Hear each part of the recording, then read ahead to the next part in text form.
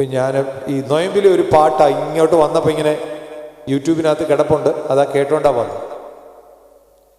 ഈ കർത്തൃകർത്താവേ എന്നുള്ള പാട്ടിനകത്ത് ഒരു വരിയുണ്ട്. ആ വരി ഇങ്ങനെയാ: എൻ്റെ ഇഷ്ടം,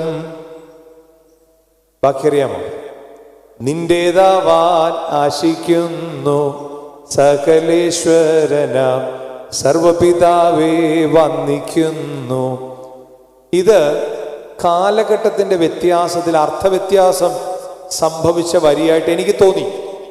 കാലഘട്ടത്തിൻ്റെ വ്യത്യാസം അനുസരിച്ച് അർത്ഥവ്യത്യാസമുണ്ടായി എന്ന് എനിക്ക് തോന്നി. കാലഘട്ടത്തിൻ്റെ ഒരു പ്രത്യേകതയുണ്ട്. ഓരോ കാലഘട്ടത്തിൽ അതിൻ്റെതായ ചില വ്യാഖ്യാനങ്ങളുണ്ടാവും. ആ പാട്ട് ഒന്നുകൂടെ നിങ്ങൾ ശ്രദ്ധിച്ചേ. എൻ്റെ ഇഷ്ടം നിന്റേതാവാൻ ആശിക്കുന്നു, ഇത്രേ ഉള്ളൂ. എൻ്റെ ഇഷ്ടം നിന്റേതാവാൻ ആശിക്കുന്നു, ഇത്രേ ഉള്ളൂ. പക്ഷെ എൻ്റെ ഇഷ്ടം നിന്റേതാവാൻ എന്ന് പാടിയപ്പം പാട്ട് എഴുതിയ പിതാക്കന്മാരുടെ ഉദ്ദേശം എന്തുമായിരുന്നു? ദൈവമേ, നിന്റെ ഇഷ്ടം എന്താണോ അത് എൻ്റെ ഇഷ്ടമായി ഞാൻ തിരഞ്ഞെടുക്കാൻ ഇടയാകണേ. ഇതായിരുന്നു പാട്ട് എഴുതിയ പിതാക്കന്മാരുടെ താല്പര്യം. ഒന്നുകൂടെ ശ്രദ്ധിച്ചു നോക്കിയേ. കേൾക്കുമ്പോൾ കോൺട്രഡിക്ടറി ആയിട്ട് തോന്നും. ഒന്ന് ശ്രദ്ധിച്ചു നോക്കിയേ. എൻ്റെ ഇഷ്ടം നിന്റേതാവാൻ, നീ തെരഞ്ഞെടുത്ത് വെച്ചിരിക്കുന്ന ഇഷ്ടം എന്താണോ അത് ഞാൻ തിരഞ്ഞെടുക്കാൻ തക്കവണ്ണം ഇടയാകണേ എന്നുള്ള വരിയാണ് ആ വരി. അതാണ് ഒരു കാലഘട്ടത്തിലെ പിതാക്കന്മാരുടെ ചിന്ത, പ്രവർത്തന രീതിയൊക്കെ. ഈ കാലഘട്ടമായപ്പോഴോ നമ്മൾ മാറ്റി. എങ്ങനെ? എൻ്റെ ഇഷ്ടം നിന്റേതാവാൻ ആശിക്കുന്നു. എന്താ? ഞാൻ കുറച്ച് ഇഷ്ടം മനസ്സിൽ വെച്ചിട്ടുണ്ട്, അത് നീന്റെ ഇഷ്ടമാക്കി നീ അങ്ങ് മാറ്റണം. ഞാൻ എൻ്റെ കുറച്ച് ഇഷ്ടം മനസ്സിൽ വെച്ചിട്ടുണ്ട്, അത് നിന്റെ ഇഷ്ടമായിട്ട് നീ അങ്ങ് മാറ്റണം. ഇല്ലെങ്കിൽ ഇവിടെ പുതുപ്പള്ളി കൊള്ളില്ല, പകരം ഞങ്ങൾ മണർകാട്ടേക്ക് പോകും. മണർകാട്ട് പറ്റിയില്ലെങ്കിൽ ഞങ്ങൾ കോതമംഗലത്തേക്ക് പോകും. അല്ലെങ്കിൽ ഞങ്ങളുടെ നാട്ടിൽ കുറെ സ്ഥലങ്ങളുണ്ട്. ഇല്ലെങ്കിൽ ആലപ്പുഴയ്ക്ക് അടുത്ത കൃപാസനം ഉണ്ട്, അവിടെ പോവും. അല്ലേ? എൻ്റെ ഇഷ്ടം നിന്റേതാവാൻ 2026 ജൂലൈ 3-ാം തീയതി ആശിക്കുന്നു. ഇല്ലെങ്കിൽ ഞാൻ വേറെ വഴി നോക്കും. ഇല്ലേ? പള്ളിയിൽ വരുന്ന തീർത്ഥാടകരെ എനിക്ക് ഭയങ്കര ഇഷ്ടമാണ്. എനിക്കും ഭയങ്കര ഇഷ്ടമുള്ള, യാതൊരു സംശയമില്ല. സെമിനാരിയിൽ നിന്ന് അച്ഛൻ്റെ ആൻഡ്രൂസ് അച്ഛൻ്റെ ജൂനിയറായിട്ട് പഠിക്കുന്ന സമയത്ത് 2006 പരിമല സെമിനാരിയിൽ നിന്ന് അയച്ചിട്ട് ഫീൽഡ് വർക്കിന് വേണ്ടി നിൽക്കുമ്പം എനിക്ക് പ്രത്യേകിച്ച് ഒരു പ്രത്യേകതയുണ്ട്. അച്ഛൻ പറഞ്ഞ പോലെ ആളുകളോട് സംസാരിക്കുക, ഇടപെടുക എന്നൊക്കെ ഇഷ്ടമാണ്. അപ്പം ഞാൻ അവിടെ വരുന്നവരോട് ചുമ്മാ പോയി കുറച്ചു നേരം സംസാരിക്കും. അന്നേരം എനിക്ക് മനസ്സിലായൊരു സത്യമായത്, എൻ്റെ ഇഷ്ടം പരിമലത്തിരുമേനി നിന്റേതാവാൻ ആശിക്കുന്നു. എങ്കിലല്ലേ പരിമലത്തിരുമേനി പറയുള്ളൂ. അല്ലേ? പരിമലത്തിരുമേനി എൻ്റെ ഇഷ്ടം ദൈവത്തിനിടയിൽ പറയണമെങ്കിൽ എൻ്റെ ഇഷ്ടം പരിമലത്തിരുമേനി ഇഷ്ടമാണ്. അല്ലേ? ഇവിടെ നമ്മൾ പറയുന്നത് എന്തുവാ?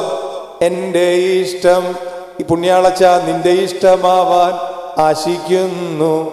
ഇല്ലെങ്കിൽ എൻ്റെ കാര്യം നടക്കൂ. ഞാനിവിടെ വന്ന് മുട്ടുകുത്തിയേക്കുന്നത് എൻ്റെ മോളുടെ വിസായിക്ക് വേണ്ടിയാ, എൻ്റെ മോന്റെ വിസായിക്ക് വേണ്ടിയാ. അപ്പൊ എൻ്റെ ഇഷ്ടം നിന്റേതാവാൻ ആശിച്ച അല്ലെങ്കിൽ നടക്കുവോ? അങ്ങനെ ഇഷ്ടമായതുകൊണ്ടല്ലേ ഇത്ര ആളുകളോട് വരുന്നേ. അല്ലേ? ദൈവത്തിന്റെ ഇഷ്ടത്തിന് വല്ല പ്രത്യേകത ഉണ്ടോ? ദൈവത്തിന്റെ ഇഷ്ടത്തിന് വല്ല പ്രത്യേകത ഉണ്ടോ? 23-ാമത്തെ വയസ്സിൽ ലോകത്തോട് വിട പറഞ്ഞ പുണ്യാളച്ചന് എപ്പോഴെങ്കിലും ഒരാവശ്യം ദൈവസന്നിധിയിൽ പറഞ്ഞായിട്ട് തോന്നിയിട്ടുണ്ടോ? ഏതെങ്കിലും ഒരു സമയത്ത് എനിക്ക് തോന്നിയിട്ടില്ല. 23-ാമത്തെ വയസ്സിൽ ലോകത്തോട് വിട പറഞ്ഞ പുണ്യാളച്ചൻ ഒരു ആവശ്യമെങ്കിലും ദൈവസന്നിധി വെച്ചെന്ന് എനിക്ക് തോന്നിയിട്ടില്ല. 53-ാമത്തെ വയസ്സിൽ ലോകത്തോട് വിട പറഞ്ഞ പരിമല കൊച്ചു തിരുമേനി ഒരാവശ്യം ദൈവസന്നിധി വെച്ചു എന്ന് എനിക്ക് തോന്നിയിട്ടില്ല. അദ്ദേഹത്തിന്റെ എന്താണോ തമ്പുരാന്റെ ഇഷ്ടം അതെന്റെ ഇഷ്ടമാണ്. എനിക്ക് അതാ ഇഷ്ടം. ഞാൻ പറഞ്ഞല്ലോ കാലഘട്ടത്തിന്റെ പ്രത്യേകത. കാലഘട്ടത്തിന്റെ പ്രത്യേകത എന്തായിരുന്നു?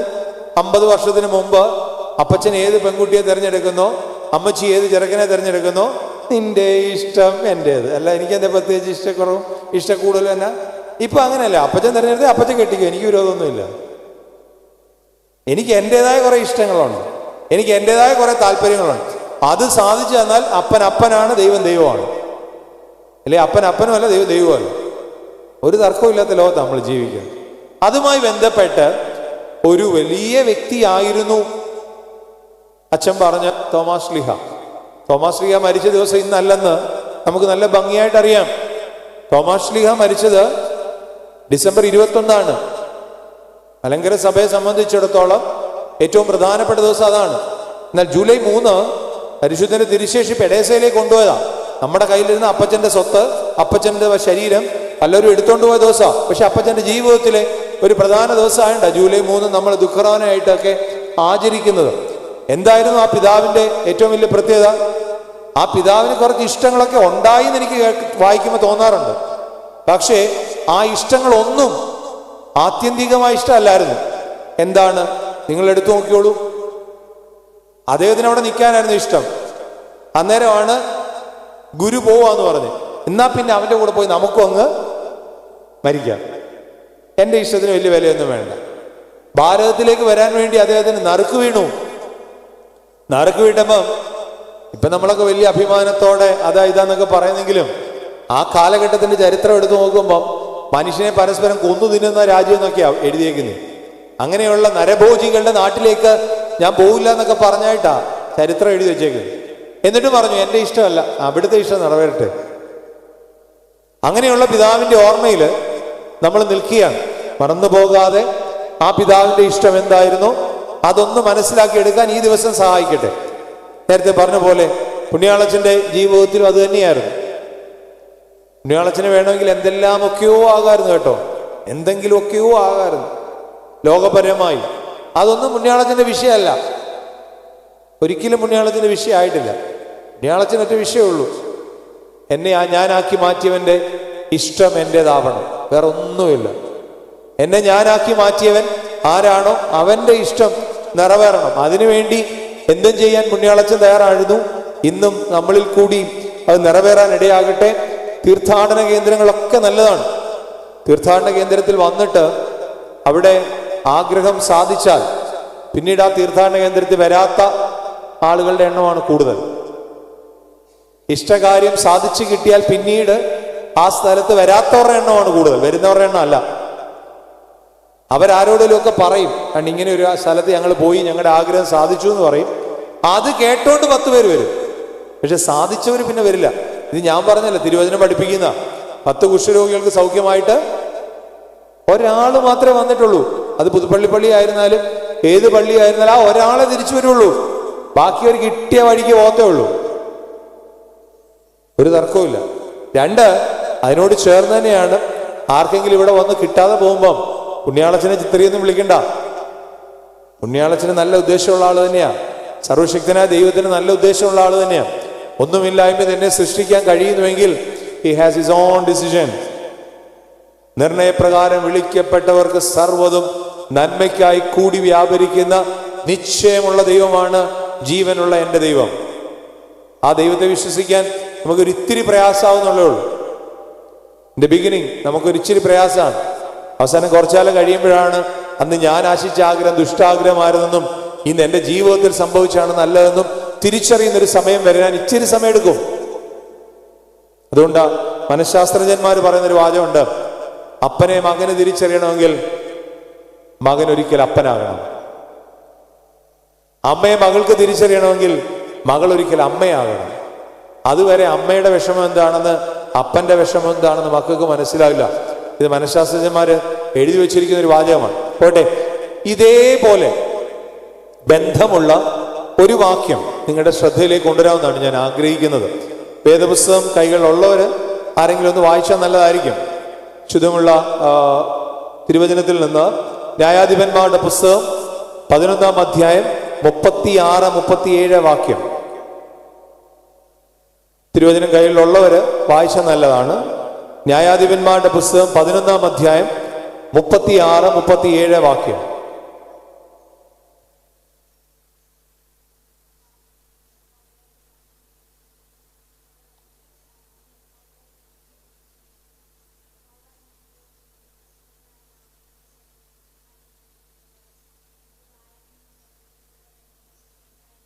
അവൾ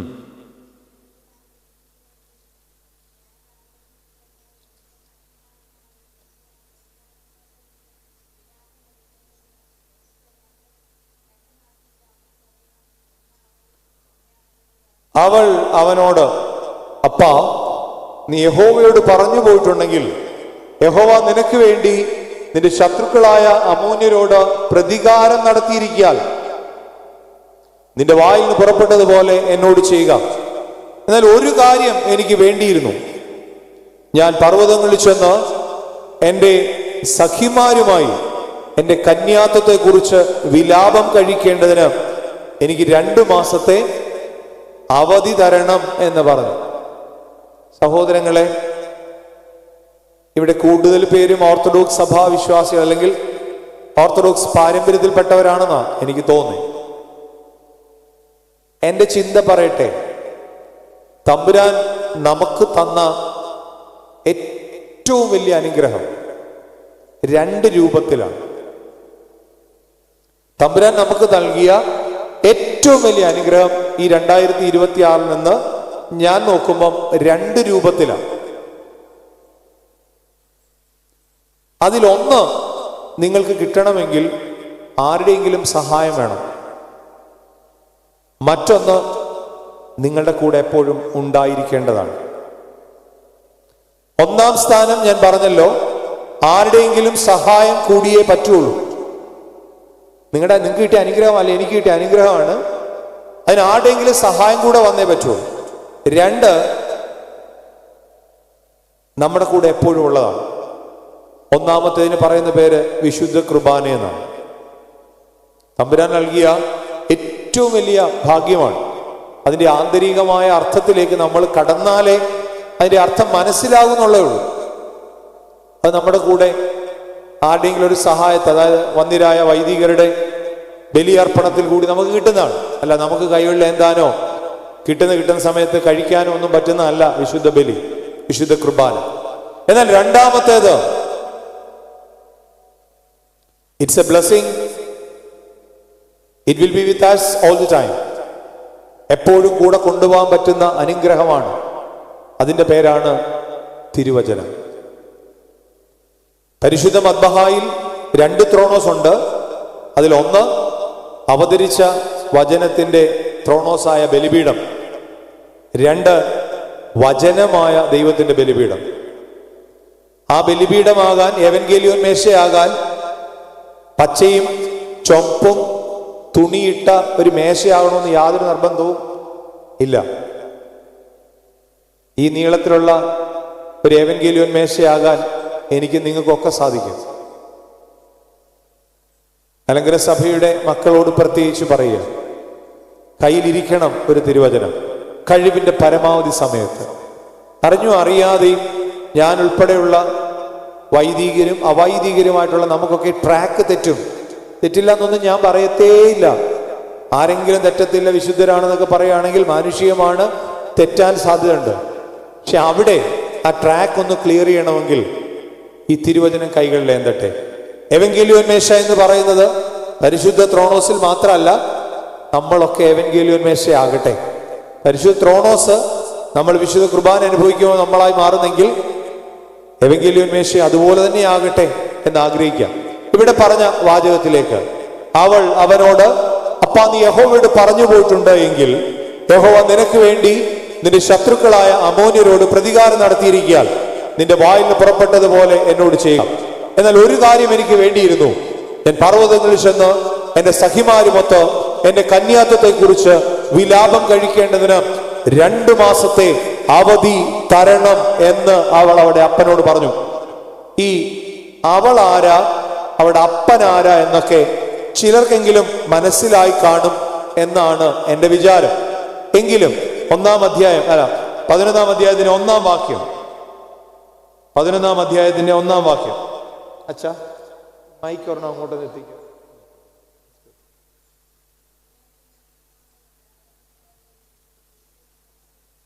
മൈക്ക് ഇപ്പൊ തരും. ഞാൻ ആ വാക്യം ഒന്ന് വായിക്കാം. ഗിലെയാദ്യനായ, അത്രേ മതി. ഗിലെയാദ്യനായ ഇഫ്താഹ് പരാക്രമശാലിയെങ്കിലും വേശ്യാപുത്രനായിരുന്നു. എൻ്റെ സഹോദരങ്ങളെ, ഇത് ആരംഭത്തിലെ ഈ അവൻ അല്ലെ അപ്പൻ ആരാന്ന് പറഞ്ഞു തരാനായിട്ട് ശ്രമിക്കുക. ഗിലെയാദ്യനായ ഇഫ്താഹ് പരാക്രമശാലിയെങ്കിലും വേശ്യാപുത്രനായിരുന്നു. ചെറിയൊരു വാചകമാണ് അല്ലേ?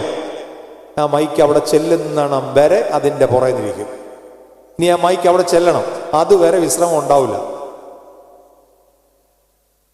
അത് കഴിയട്ടെ അല്ലേ? അതായിരിക്കും നല്ലേ.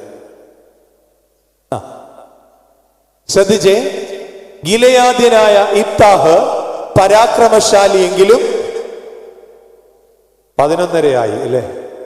അത്യാവശ്യം ഡയബറ്റിക് ഉള്ളവർക്ക് ഉറക്കം വരുന്ന സമയമായി, സ്വാഭാവികം. വേശ്യാപുത്രനായിരുന്നു. ചോദ്യം, ഈ വാക്യം നല്ല വാചകമാണോ? അതായത് ഇഫ്താഹിനെ കുറിച്ച് പറഞ്ഞ നല്ല വാചകമാണോ മോശം വാചകമാണോ? ഒന്നുകൂടെ പറയാൻ വേണമെങ്കിൽ, ഗിലെയാദ്യനായ ഇഫ്താഹ് പരാക്രമശാലിയെങ്കിലും വേശ്യാപുത്രനായിരുന്നു. ഇത് ഇഫ്താഹിനെ കുറിച്ച് പറഞ്ഞ നല്ല വാചകമാണോ മോശം വാചകമാണോ? മോശം വാചകം അല്ലേ? നമുക്ക് നല്ല ഭംഗിയായിട്ട് മനസ്സിലായി അല്ലേ? ഇഫ്താഹിനെ കുറിച്ച് പറയാനാണെങ്കിൽ ആദ്യ ഭാഗം മതിയായിരുന്നു. ഇഫ്താഹ് പരാക്രമശാലി എന്ന് മതിയായിരുന്നു. എഴുത്തുകാരൻ അങ്ങനല്ല എഴുതിയേ. ഇഫ്താഹ് പരാക്രമശാലിയൊക്കെയാ കേട്ടോ, നല്ല വ്യക്തിയാ, കുഴപ്പമൊന്നുമില്ല. പക്ഷേ കോണമല്ലെന്നേ അല്ലേ? അച്ഛൻ അറിയാമോ എന്നറിയത്തില്ല, ഞങ്ങൾ പുതുപ്പള്ളിക്കാരാ അല്ലേ? ഇപ്പൊ വാഗ്ദാനക്കാര് പറയും അവര് പുതുപ്പള്ളിക്കാരാ, പക്ഷേ അല്ലേ? മണർകാടുകാർ പറയും അവര് പുതുപ്പള്ളിക്കാരാ കേട്ടോ, സത്യ, പക്ഷേ ഓണമില്ലെന്നേ അല്ലേ? ഗിലെയാദ്യനായ ഇഫ്താഹ് പരാക്രമശാലിയെങ്കിലും വേശ്യാപുത്രൻ. 3 കാര്യങ്ങൾ പറയട്ടെ സഹോദരങ്ങളെ. ഒന്ന്, എത്ര നന്മയുണ്ടെങ്കിലും, എത്ര നന്മ ഒരാളുണ്ടെങ്കിലും അയാളുടെ തിന്മ കണ്ടെത്താനല്ലേ നമ്മളൊക്കെ ശ്രമിക്കുന്നത്? നല്ല ഒന്നാന്തരം കറിയും വെച്ച്, നല്ല ഒന്നാന്തരം ചോറുണ്ടാക്കി, നല്ല ഒന്നാന്തരം പ്ലേറ്റ് വെച്ച്, നല്ല ഒന്നാന്തരമായി ക്ഷണിച്ച്, ഫാൻ വിട്ട് തന്ന് ഡൈനിങ് ടേബിളെ കൊണ്ടുവെക്കുമ്പോൾ ഇക്കിള് വിട്ടു. ആര്?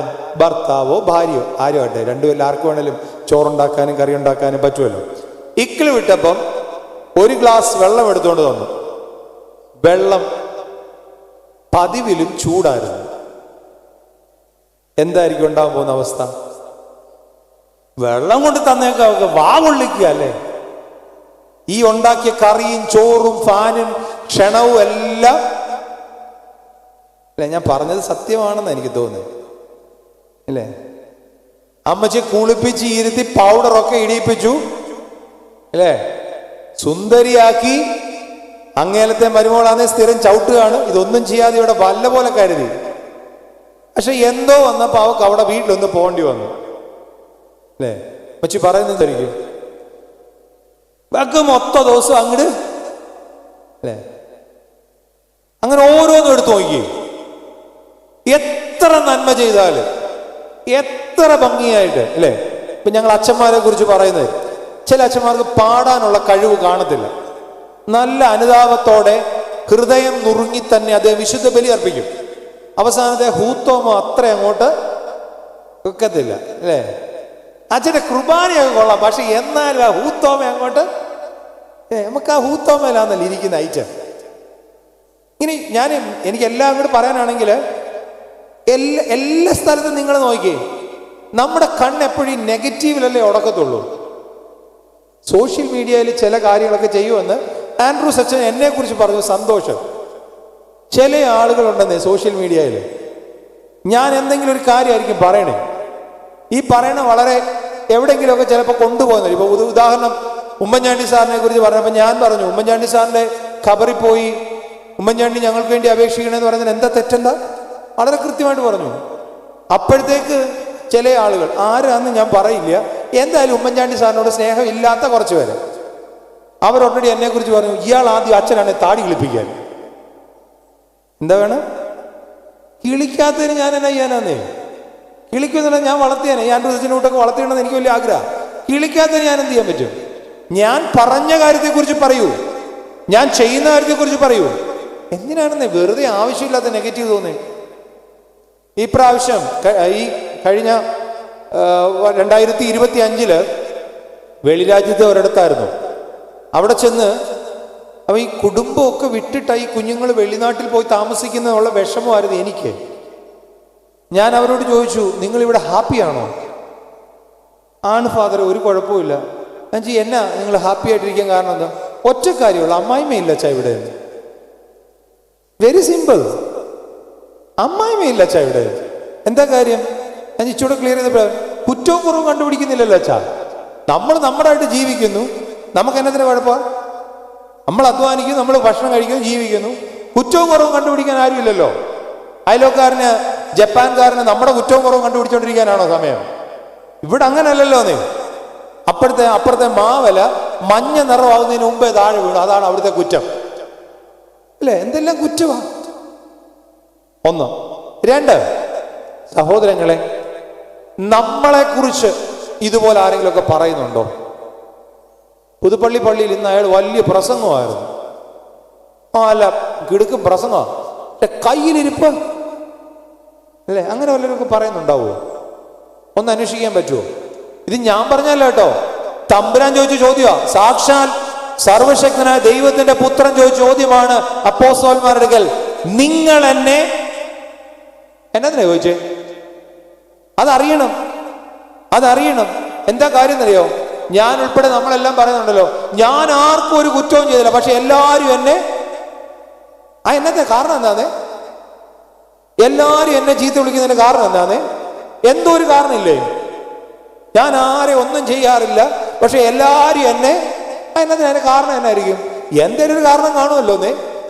ഈ കാലഘട്ടം മുഴുവൻ നമ്മളെ ചീത്ത വിളിക്കുന്നതിന് എന്തേലും ഒരു കാരണം കാണുമല്ലോ എന്നേ. ഒരു പള്ളിയിൽ ഇരിക്കുന്ന സമയത്ത് എന്തോ സന്ദർഭവശാൽ ഒരു അച്ചായൻ എന്നെ വിളിച്ചിട്ടുണ്ടായിരുന്നു. ഞാൻ എൻ്റെ തിരക്ക് കാരണം വിളിക്കാൻ പറ്റിയില്ല. അപ്പൊ അദ്ദേഹം പള്ളിയിലെ വലിയ അടുത്ത ആളാണ്. തന്നെ വളരെ കഷ്ടപ്പെട്ട് പള്ളിക്ക് വേണ്ടി ജീവിക്കുന്ന ഒരാളാണ്. പള്ളിയിലെ എല്ലാ പരിപാടിയും കഴിഞ്ഞ് വൈകിട്ട് 8 മണിയായി. ഓഫീസിൽ ഇരിക്കുന്ന സമയത്ത് ഞാൻ അദ്ദേഹത്തെ വിളിക്കാൻ വേണ്ടി, അപ്പൊ ഞാൻ അവിടെ ട്രസ്റ്റി സെക്രട്ടറി ഒക്കെ ഇരിപ്പുണ്ട്. അപ്പൊ ഞാൻ പറഞ്ഞു, യോ ഇല്ല, അച്ഛൻ എന്നെ വിളിച്ചിട്ടുണ്ടായിരുന്നു, ഞാൻ അദ്ദേഹത്തെ തിരിച്ചു വിളിക്കട്ടെ? ഇപ്പൊ ട്രസ്റ്റി പറഞ്ഞു, അച്ഛാ ഇപ്പൊ വിളിക്കണ്ട, പുള്ളി പള്ളിക്കാര്യത്തിലൊക്കെ ആക്റ്റീവോ, പക്ഷെ വൈകുന്നേരം 8 മണി കഴിഞ്ഞാൽ പിന്നെ പുള്ളിയെ വിളിച്ച വേറെ മൂഡില്ല പുള്ളിയല്ലോ അല്ലേ? പരാക്രമശാലിയാ, പക്ഷെ അതന്നെ. വെള്ളിയാഴ്ച പ്രാർത്ഥനയുണ്ട്, ഞായറാഴ്ച പ്രാർത്ഥനയുണ്ട്, ദിവ്യബോധനം ഡിഗ്രി വരെ പാസ്സായി, സൺഡേ സ്കൂളിൽ അധ്യാപികയാണ്. പക്ഷേ നോയമ്പില്ലാത്ത സമയത്ത് വാ തുറന്ന് ഞാൻ വിട്ടു അല്ലേ? ഇങ്ങനെ നമ്മളെ കുറിച്ച് ആരിലൊക്കെ പറയുന്നുണ്ടോ എന്ന് ചിന്തിക്കണം. 3, സഹോദരങ്ങളെ, ഒരാള് പരാക്രമശാലിയായി തീരുന്നത് അയാളുടെ അപ്പന്റെ കഴിവല്ല, അയാളുടെ അമ്മയുടെ കഴിവല്ല, അയാളുടെ വ്യക്തിഗതമായ കഠിനാധ്വാനമാണ് ഒരാൾ പരാക്രമശാലിയായി തീരുന്നത്. ആകെ 6 ഇഞ്ച് നീളമുള്ള മൊബൈൽ ഫോൺ എടുത്ത് നമ്മുടെ കുഞ്ഞുങ്ങൾ കുത്തിക്കൊണ്ടിരിക്കുമ്പം ജീവിതാധ്വാനം 4 മണിക്ക് ആരംഭിച്ച് യോഗ ഉൾപ്പെടെ പ്രാക്ടീസ് ചെയ്തതിൽ മാത്രമേ ഒരു വ്യക്തി പരാക്രമശാലിയാകുകയുള്ളൂ. മൈറ്റി വാരിയർ. അയാൾ പരാക്രമശാലിയായെങ്കിൽ അയാളുടെ കഠിനാധ്വാനമാണ്. അയാൾ വേശ്യാപുത്രനായതോ അയാളുടെ കുഴപ്പമാണോ? അല്ല. നമ്മളൊന്ന് ആലോചിച്ച് നോക്കിയേ, നമ്മൾ കണ്ടുപിടിക്കുന്ന ഈ ലോകത്തിലെ ഏറ്റവും വലിയ തിന്മകളിലൊന്നാ അത്. അവൻ ആരെന്നുള്ള അല്ല പ്രശ്നം, അവന്റെ അപ്പൻ ആരാന്നുള്ള പ്രശ്നം അല്ലേ? ചില ആളുകൾ പറയാറുണ്ട്, നമ്മുടെ നാട്ടിലെ കാശുണ്ടായിരുന്നെന്ന് വിശ്വസിക്കപ്പെടുന്ന ചേട്ടായി, പഴയ തറവാട്ടുകാരനൊക്കെ ആയിരിക്കാം. അച്ഛൻ അവരെ കുറിച്ച് എന്തോ അറിയാം, ഇവന്റെ അപ്പനൊക്കെ പണ്ട് ഇവിടെ ഞങ്ങളുടെ വീട്ടിൽ അങ്ങനെ കുഴപ്പമെന്നത്. അയാൾ കഷ്ടപ്പെട്ടല്ലേ ജീവിച്ചേ? നിന്റെ വീട്ടിൽ നിന്ന് കൈ നീട്ടിയല്ലല്ലോ ജീവിച്ചേ? അവൻ കഷ്ടപ്പെട്ടു, അവന് ദൈവം എന്തോ കൊടുത്തു. അതിനെന്നാ കുഴപ്പമെന്ന? ഇപ്പോഴും വന്ന് നിങ്ങളുടെ മുമ്പിൽ വളഞ്ഞിരിക്കണോ? ഞാൻ അതിലേക്കല്ല വന്നത്. സഹോദരങ്ങളെ, എന്നെ കേൾക്കുന്ന പ്രിയപ്പെട്ടവരെ, മാതാപിതാക്കളെ, സഹോദരങ്ങളെ, ഞാൻ മനസ്സിലാക്കുന്നിടത്തോളം അടുത്ത തലമുറയ്ക്ക് ഞാൻ ഉൾപ്പെടുന്ന വിഭാഗത്തിന് താഴോട്ടുള്ളവർക്ക്. ഇച്ചിരൂടെ ക്ലിയർ ചെയ്ത് പറഞ്ഞാൽ 2020ക്ക് ശേഷമുള്ള, അല്ലെങ്കിൽ എന്താ പറയുക, നമ്മൾ പറയുന്നത് 2000-ന് ശേഷമുള്ള കുഞ്ഞുങ്ങൾ എന്ന് പറയും. ഇപ്പം അതിനൊത്തിരി ന്യൂജൻ വേർഡുകളുണ്ട്, അതൊന്നും വേണ്ട. ആ കുഞ്ഞുങ്ങൾക്ക് ആർക്കും നിങ്ങളുടെ ആരുടെയും ഒരു സ്വത്തും വേണ്ട, ഒരു സ്വത്തും വേണ്ട, ഒരു രൂപ വേണ്ട. അവർ മൈഗ്രേറ്റ് ചെയ്യാൻ തയ്യാറാണ്. അവർ ഒരു സ്ഥലത്ത് നിന്ന് വേറെ സ്ഥലത്തേക്ക് പോകുന്നവരാണ്. ഇന്ന് നിങ്ങൾ ഓസ്ട്രേലിയയിൽ അഡ്രസ്സ് എടുക്കുമെങ്കിൽ നാളെ അവർ ന്യൂസിലൻഡിലായിരിക്കാം, അവിടെ നേരെ ജർമ്മനിയിലായിരിക്കാം. അവർ സ്ഥലങ്ങളിൽ പോയി താമസം ജീവിക്കുന്നവരാണ്. അവർക്ക് നിങ്ങളുടെ ഒരു പൈസയും വേണ്ട. പക്ഷേ ഇബ്താഹിന് തലപൊക്കാൻ കഴിയാതിരുന്ന ഒറ്റ കാരണമേ ഉള്ളൂ, അപ്പൻ ചെയ്ത ദോഷം. അതുകൊണ്ട് തിരുവചന ഇങ്ങനെ ഓർപ്പിക്കുന്നുണ്ട് പ്രവചന പുസ്തകത്തിൽ, അപ്പൻ പച്ചമുന്തിരിങ്ങ തിന്നു, മക്കളുടെ പല്ല് പുളിച്ചു. ദൈവത്തെ ഓർത്ത് മക്കളുടെ പല്ല് പുളിക്കുന്ന രീതിയിലുള്ള പച്ചമുന്തിരിങ്ങയൊന്നും ഞാൻ നിങ്ങൾ കഴിക്കാതിരിക്കാമെങ്കിൽ ഏറ്റവും നല്ലത്.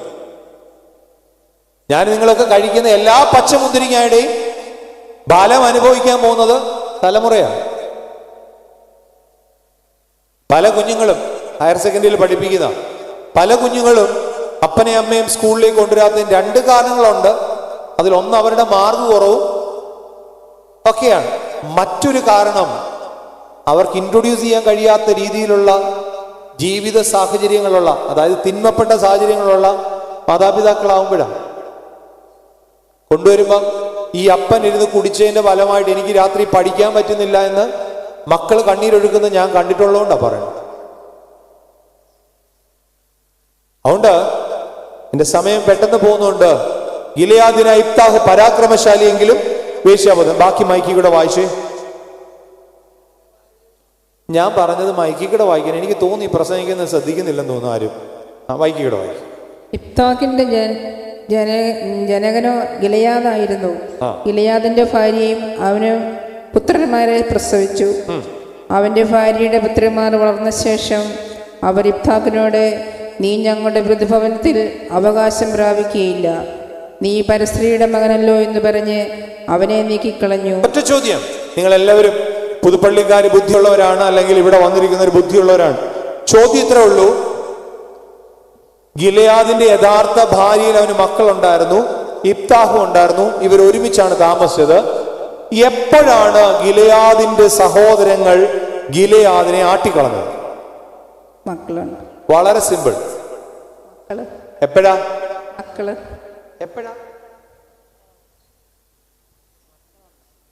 ഒന്നുകൂടെ ശ്രദ്ധിച്ചു നോക്കിയേ. ഇവിടെ അച്ഛൻ പറഞ്ഞു പുത്രന്മാർ വളർന്ന ശേഷം അല്ലേ? കുഞ്ഞുനാളിൽ ഒരു പായിൽ കിടന്നുറങ്ങിയപ്പോ വല്ല പ്രശ്നം ഉണ്ടായിരുന്നോ? ഒരുമിച്ചിരുന്ന് ചോറുണ്ടപ്പോ വല്ല പ്രശ്നം ഉണ്ടായിരുന്നോ? ഒരു കട്ടിലേക്ക് കിടന്നുറങ്ങിയപ്പോ വല്ല പ്രശ്നം ഉണ്ടായിരുന്നോ? ചേട്ടന്റെ പുസ്തകം അനിയൻ എടുത്തോണ്ട് പോയി പഠിച്ചപ്പോ വല്ല കുഴപ്പമുണ്ടായിരുന്നോ? അനിയന്റെ ഉടുപ്പ് ചേട്ടൻ മാറിയിട്ടപ്പോ വല്ല കുഴപ്പമുണ്ടായിരുന്നോ? പിന്നെ എപ്പോഴാ പ്രശ്നം തുടങ്ങിയത്? ഇത്തിരി ഒന്ന് വളർന്നു, ആണായാലും പെണ്ണായാലും കൂടെ ഒരാളിനെ കിട്ടി, അവരിൽ 2 കൊച്ചുങ്ങൾ ഉണ്ടായി കഴിഞ്ഞപ്പം ഞാനും എൻ്റെ കൂടെ ഉള്ളവരും എൻ്റെ മക്കളും മാത്രം മതി. പിന്നെ എനിക്ക് വേറെ ആരെയും എങ്ങനെ ഞാൻ മറ്റയാളെ ഒപ്പിക്കും? എൻ്റെ സഹോദരന്റെ കാര്യമൊക്കെ ശരിയാ, പക്ഷെ ഞാൻ ഒപ്പിച്ചിരിക്കും. എന്തൊരു മിടുക്കനാന്നറിയാവോ? ചേട്ടന്റെ ഒരു 2 സെന്റ് വസ്തു വകഞ്ഞിങ്ങ് മാറ്റി കഴിയുമ്പം എന്തെന്നില്ലാത്തൊരു പുളകിതമാണ് അല്ലേ? ചേട്ടത്തിക്ക് കിട്ടേണ്ട എന്തെങ്കിലും ഒരു സാധനം അടിച്ചു മാറ്റി സ്വന്തമായി കഴിയുമ്പം എന്തെന്നില്ലാത്തൊരു പുളകിതമാണ്. എന്ത് പുളകിതമായത്? കുറച്ചു കാലം മുമ്പ് അവർ ജനിച്ചു എന്നുള്ളേ ഉള്ളൂ, അല്ലെ കുറച്ചു കാലം മുമ്പ് നീ ജനിച്ചു എന്നുള്ളേ ഉള്ളൂ. കുറെ കെമിക്കൽ കോമ്പോസിഷന്റെ ഫലമായിട്ട് പരമാവധി 80 വയസ്സ് വരെ ജീവിക്കാനോ അല്ലെ ഇച്ചിരൂടെ കാലം ജീവിക്കാനോ, അവസാനം ചെവിക്ക് കേൾവി ഉണ്ടെങ്കിൽ കേൾക്കാൻ പറ്റും, ഇത് തീരുന്നില്ലല്ലോ എന്ന് നാട്ടുകാരും ചുറ്റുമുള്ളവരും മക്കളും പറയുന്നത് കേൾക്കാൻ വിധിക്കപ്പെട്ട ഒരു ശരീരത്തിന് എന്തിനാണ് ഈ വകഞ്ഞു വെച്ചുണ്ടാക്കി വെക്കുന്നേ? കുറച്ചു കാലം കഴിയുമ്പോൾ കേൾക്കാന്നേ. ചെവിക്കൂടെ കേൾവി ഉണ്ടല്ലേ പറ്റത്തുള്ളൂ, കണ്ണുകൊണ്ട് കാണാൻ പറ്റത്തില്ല, ഉറപ്പാ. അവരപ്പുറത്തെ മുറി എന്ന് പറയും, തീരുന്നില്ലല്ലോ എന്ന്. എന്തോ ചെയ്യാനാ, ലീവാണ്, തീരുകയും ചെയ്യുന്നു എന്ന് അല്ലേ? അതിനെന്തിനാണെന്ന് ഈ സഹോദരങ്ങൾ തമ്മിൽ ഇത്രയും വെട്ടിപ്പിടിക്കുന്നേ? എന്തിനാണെന്നേ ഈ അറിയാത്ത കാര്യങ്ങൾക്ക് സഹോദരന്റെ കുറ്റം പറഞ്ഞുണ്ടാക്കുന്നേ? ഞാൻ എപ്പോഴും ഞാൻ ഈ പള്ളിയുടെ നടക്കുന്ന പറയണേ, ഒരു വൈദികനെ കുറിച്ചൊരു മോശം കേട്ടാ അത് എന്നെ പറയുന്ന പോലെ. കാരണം ഞാൻ ഇവിടെ നിന്ന് ഇറങ്ങി പോകുമ്പോൾ എന്നെ കാണുന്ന ആൾ വിളിക്കുന്നത് അച്ഛാന്നാ. അപ്പൊ ഞങ്ങൾ 4 പേര് ഞാൻ ചോദിക്കാറുണ്ട്, ഇദ്ദേഹത്തെ കുറിച്ചാണോ ഇദ്ദേഹത്തെ കുറിച്ചാണോ അതോ എന്നെ കുറിച്ചോ? എന്നോടാണോ? ഇവരെ എല്ലാം ഒരുപോലെ. ഇതുപോലെ നമ്മളെക്കുറിച്ചും എന്തിനാണെന്നേ ആവശ്യമില്ലാതെ പറഞ്ഞിട്ട് സഹോദരങ്ങളെ മാറ്റിവെക്കുന്നേ? എത്ര കാലമായി മാറ്റിവെക്കൽ തുടങ്ങിയിട്ട്? ഒരുമിച്ച് കളിച്ച് ചിരിഞ്ഞ് നടന്ന സമയത്ത് അടി ഉണ്ടാക്കിയിട്ട് അമ്മ അടിക്കാൻ വരുമ്പോൾ പരസ്പരം കെട്ടിപ്പിടിച്ചതല്ലേ ഉള്ളൂ. അടിയുണ്ടാക്കി, അടിക്ക് തടസ്സം വെക്കാൻ വന്ന അമ്മ വടിയും കൊണ്ട് വന്നപ്പം അടി ഉണ്ടാക്കിയവർ തമ്മിൽ കെട്ടിപ്പിടിച്ചതല്ലേ ഉള്ളൂ. ഇന്ന് ആരൊക്കെ നോക്കി ഒന്ന് കെട്ടിപ്പിടിപ്പിക്കാൻ വേണ്ടി കെട്ടിപ്പിടിക്കാൻ പറ്റുന്നുണ്ടോ? എന്താ കാരണം? ഇത്തിരി ഒന്ന് വളർന്നുപോയി. ബാക്കി വായിച്ചോ.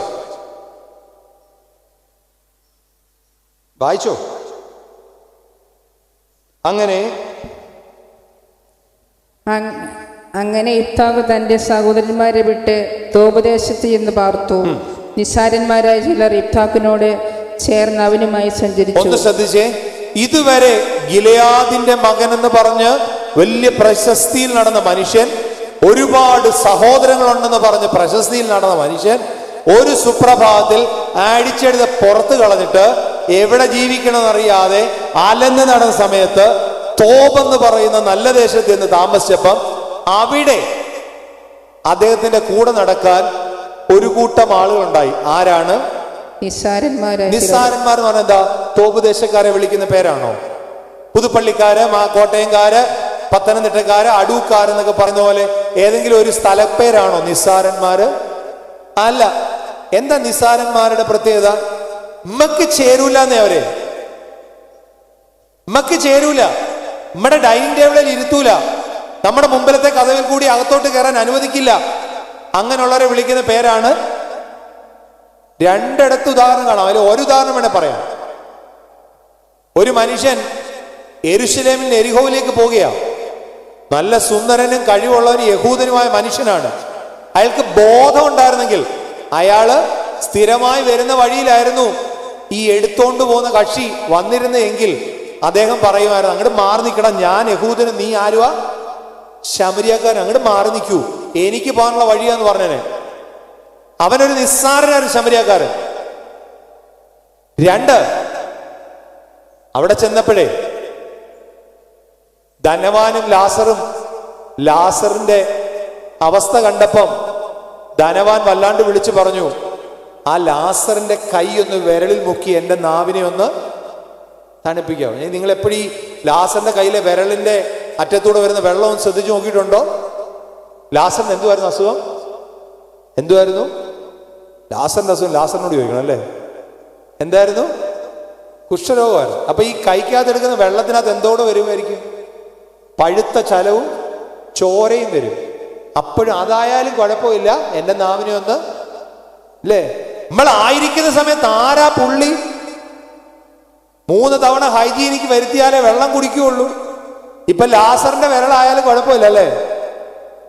ആയ കാലത്ത് താട്ടി വെച്ചിരുന്ന മുഴുവൻ നിസ്സാരന്മാരേ ഉള്ളൂ ഇന്ന് അടക്കത്തിന് വരാൻ.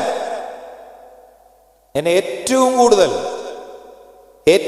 കൂടുതൽ വേദനിപ്പിക്കുന്ന കാഴ്ച, വാടകയ്ക്കെടുക്കുന്നവർ അപ്പന്റെ അമ്മയുടെ മുഖം മൂടുന്ന കാഴ്ചയാണ്. പെർമനന്റ് റെസിഡൻസ് എന്ന് പറയുന്ന നമ്പർ കിട്ടാത്തതിന്റെ പേരിൽ ഇപ്പോൾ നാട്ടിൽ വരാൻ കഴിയത്തില്ല, എപ്പോഴെങ്കിലുമേ വരാൻ പറ്റുള്ളൂ, അന്നേരം വന്നോളാം, അപ്പച്ചനെ അങ്ങ് അടക്കിയേക്കെന്ന് പറഞ്ഞ് വികാരി അച്ഛന്മാരെ വിളിച്ചു പറയുന്ന മക്കൾ. അവിടെ നിന്ന് അച്ഛൻ ആരെങ്കിലും ചുമതല കൊടുക്കും, നിങ്ങളങ്ങ് അടക്കിക്കോ, അല്ലെ, നിങ്ങളങ്ങ് മുഖം മൂടിക്കോ. എന്തൊരു ദുഃഖകരമായ കാഴ്ചയാണ്. 35-40 ലക്ഷം രൂപ വീട് സഹിതം പണയം വെച്ച് എടുത്തു കൊടുത്ത് അങ്ങോട്ട് വിട്ട മോനാണ് വിളിച്ചു പറയുന്നത്, എനിക്ക് PR നമ്പർ കിട്ടിയില്ല, അങ്ങ് അടക്കിക്കോളാൻ. എന്തൊരു വലിയ ഭാഗ്യം എന്നല്ല ചോദിക്കുക. വരുന്ന നിസ്സാരന്മാരായിട്ടുള്ളവരാ വന്ന് മുഖം മൂടിയിട്ട് പോന്നെ. ഒരമ്മച്ചിക്ക് 2 മക്കളാണ്.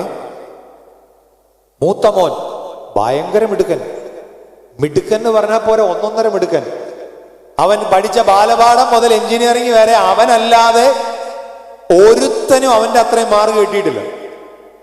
എഞ്ചിനീയറിംഗ് പഠിച്ചുകൊണ്ടിരിക്കുന്ന IIT പഠിച്ചുകൊണ്ടിരിക്കുന്ന സമയത്ത് അവന് നല്ല ശമ്പളത്തിന് അമേരിക്കയിലേക്ക് H1 വിസ കിട്ടി. അല്ലെങ്കിൽ തൽക്കാലം അമേരിക്ക തന്നെ പോട്ടെ, നമുക്ക് കുഴപ്പമില്ല, നിങ്ങൾ ആരും എതിര് പറയുന്നത്. അമേരിക്കയിൽ ചെന്നു. അവൻ അവിടെ താമസിച്ചുകൊണ്ടിരിക്കുമ്പം അവന്റെ കല്യാണപ്രായമുണ്ട്. അവന്റെ ഫേമിൽ തന്നെ ജോലി ചെയ്യുന്ന അതിനേക്കാളും മിടുമിടുക്കി ഒരു പെങ്കൊച്ചിനെ കണ്ടെത്തി, കല്യാണം നടത്തി. അമ്മച്ചി ഇടയ്ക്കിടയ്ക്ക് പോവുകയൊക്കെ ചെയ്യും. വരുമ്പോൾ ബാഗ് കൊണ്ടുവരും, മരുമോള് മേടിച്ചു കൊടുത്ത ബാഗ്, അമേരിക്കൻ ബാഗ്. 4 പേരോടൊക്കെ പറയുമ്പോൾ ഒരു സുഖമുണ്ടല്ലോ, ആ ബാഗൊക്കെ ഉണ്ട്. രണ്ടാമത് വീട്ടിലൊരു മോനുണ്ട്, പൊട്ടൻ മണ്ടൻ, ഇളയവൻ. അവൻ്റെ ഇളയവനാ, പറയാൻ പോലും കൊള്ളത്തില്ല, ഒരക്ഷരം പഠിക്കുന്നില്ല. പഠിക്കാൻ വിട്ട സമയത്ത് അവൻ ആകെ അറിയാം മാവിന്റെ ഞെടുപ്പ് നോക്കി എറിഞ്ഞിടാൻ. ഇതല്ലാണ്ട് മാവേ നേരെ അവൻ കയറാൻ പോലും അറിയില്ല. അവൻ അത്ര പണ്ടനാ, പൊട്ടൻ. ഇപ്പൊ പശുവിനെ വളർത്തി ജീവിക്കുക. 4 പേര് വരുമ്പം അമ്മച്ചി മൂത്ത മോനെ പരിചയപ്പെടുത്തി, ഇതെന്റെ മോനാ കേട്ടോ. മറ്റേതോ ഇവിടുത്തെ ഒരു കുഞ്ഞാ അവന്, അല്ല എത്രേ ഉള്ളൂ. അവൻ കല്യാണം കഴിച്ചു. മണ്ടി, മഹാമണ്ടി, ഒരു സാധനം നെഞ്ചത്തിടിച്ചാൽ വാ വിളിച്ച് കാണിക്കും. ഇതല്ല നമുക്ക് ഒന്നും അറിയത്തില്ല, അങ്ങനത്തെ ഒരെണ്ണത്തെ. ഒരാൾ അമേരിക്കയിലും ഒരാൾ നാട്ടിലും. ചോദ്യമാണ് ഇനി ചോദിക്കാൻ പോകുന്നത്. ഒരു 3-4 ചോദ്യം ഒന്ന് ചോദിക്കട്ടെ. ചോദ്യം നമ്പർ 1, അമ്മച്ചി മരിക്കാൻ പോവാ. ഇത്തിരി വെള്ളം കിട്ടണം, എവിടുന്ന് കിട്ടും? ഏത് മരുമോളിൽ നിന്ന് കിട്ടും? അത്രയൊക്കെ മനസ്സിലാവും അല്ലേ? അത്രയൊക്കെ ഈ കേരളത്തിൽ താമസിക്കുന്ന നമുക്ക് മനസ്സിലാവും അല്ലേ? ഈ കണ്ട പൊണ്ണക്കാരും കാണിക്കാൻ വേണ്ടി ഈ ബാഗ് എടുത്ത് വെച്ച് ഇങ്ങനെ കറക്കി മരുമോള് തന്നാന്ന് പറയുന്ന അമ്മച്ചിക്ക് മനസ്സിലാവും അല്ലേ? എനിക്ക് വെള്ളം കുടിക്കണമെങ്കിൽ ഈ മരമണ്ടിയെ കൊണ്ടേ പ്രയോജനമുള്ളൂ എന്ന്. 2, അമ്മച്ചി മരിച്ചു. അടുത്ത ചോദ്യമാണ്, മോൻ അമേരിക്കയിൽ നിന്ന് വരാൻ തീരുമാനിച്ചു. മോൻ ആദ്യം ആരെ ഫോൺ ചെയ്യും? പുതുപ്പള്ളിയിൽ എങ്ങനെയാണെന്ന് നോക്കട്ടെ. ഞങ്ങളുടെ നാട്ടിലെ കാര്യം ഞാൻ പറയും. പുതുപ്പള്ളിയിൽ എങ്ങനെയാണെന്ന് നോക്കട്ടെ. അമ്മച്ചി മോൻ അമേരിക്കയിൽ നിന്നുള്ള മോൻ ആദ്യം ആരെ ഫോൺ ചെയ്യും? അമ്മച്ചി മരിച്ചു എന്ന് അറിഞ്ഞാൽ. ആരെയാ? അവിടെ ഒന്നും അല്ല, ഞങ്ങളുടെ നാട്ടിൽ അങ്ങനെയല്ല. ആദ്യം അവൻ കാതോലിക്ക ബാവയെ വിളിക്കും. ബാവ പറയും, എനിക്ക് ഈ മാസം ഒന്നും സമയമില്ല, അടുത്ത മാസം ആയാലും കുഴപ്പമില്ല തിരുമേനി. ഇല്ലെങ്കിൽ ഇടവ മെത്രാപ്പോലത്തെ വിളിക്കും. എന്താ കാരണം? അമ്മച്ചി ചത്ത് കിട്ടിയ ഒരു അവസരമാണ്. ഞങ്ങൾ കാശുകാരാണെന്ന് 4 പേരെ അല്ലേ? അങ്ങനെയല്ലേ? എനിക്കറിയില്ല, ഞങ്ങളുടെ നാട്ടിലെ കാര്യം അങ്ങനെയാ. അമ്മച്ചി ചത്ത് കിട്ടിയ ഈ അവസരം ഇനി ജന്മത്തിൽ കിട്ടത്തില്ല. നിങ്ങൾ കാശുകാരനാണെന്ന് 4 പേരെ അറിയിക്കാനുള്ള വഴി. അപ്പൊ ഇതൊക്കെ രസം ഏതേലും ആട്ടെ, എനിക്ക് അറിയാൻ പറ്റൊരു കാര്യം, ഇപ്പൊ ഈ ഒരു ചെറിയ പ്രതിസന്ധി സഭയിൽ മൊത്തത്തിൽ ഇറങ്ങിയിട്ടുണ്ട്. അതുകൊണ്ടാണ് ഇത്ര പരസ്യമായിട്ട് പറയുന്നത്. ഈ മരിച്ച ആള് കയ്യിൽ എന്തോ ഒരു കാർഡ് കൊണ്ടുപോകുന്ന എനിക്ക് തോന്നി. അവിടെ ചെല്ലുമ്പോൾ ദൂതനെ കാണിക്കും, എന്നെ അടക്കിയത് കാതോലിക്കോ അല്ലെ മെത്രാപ്പോലിത്തയാ, എന്നെ നേരെ മേളിലോട്ടങ്ങ്. അങ്ങനെ എങ്ങാണ്ടൊരു വിശ്വാസം ഉണ്ടോയെന്ന് എനിക്ക് സംശയമുണ്ട്. കല്യാണം നിശ്ചയിച്ചു കഴിഞ്ഞാൽ 2 സ്ഥലം ആദ്യം തപ്പുന്നേ. 1 ഓഡിറ്റോറിയം, 2 തിരുമേനിമാരുടെ ഡേറ്റ്. എന്താ കാരണം എന്ന് വെച്ചാൽ തിരുമേനി വിവാഹം നടത്തിയാൽ എന്തോ ആദ്യത്തെ പ്രസവം ഇരട്ട പ്രസവം ആവുമെന്നൊരു ചിന്ത എങ്ങനോ വന്നിട്ടുണ്ട്. എനിക്കറിയില്ല സത്യമാണോ കള്ളമാണോ ചിലരുടെ. അതുകൊണ്ട് ഈ തിരുമേനി കല്യാണം നടത്തി. ഞാനൊക്കെ ഈ കല്യാണം മറന്നു. 5-6 വർഷമായി ഒരു കല്യാണം നടത്തിയിട്ട്. ഞാൻ നോമ്പ് നോറ്റിയിരുന്നു. ഇപ്പൊ ഈ ജൂലൈ മാസം 19-ാം തീയതി ഒരു കല്യാണം വരുന്നുണ്ട്.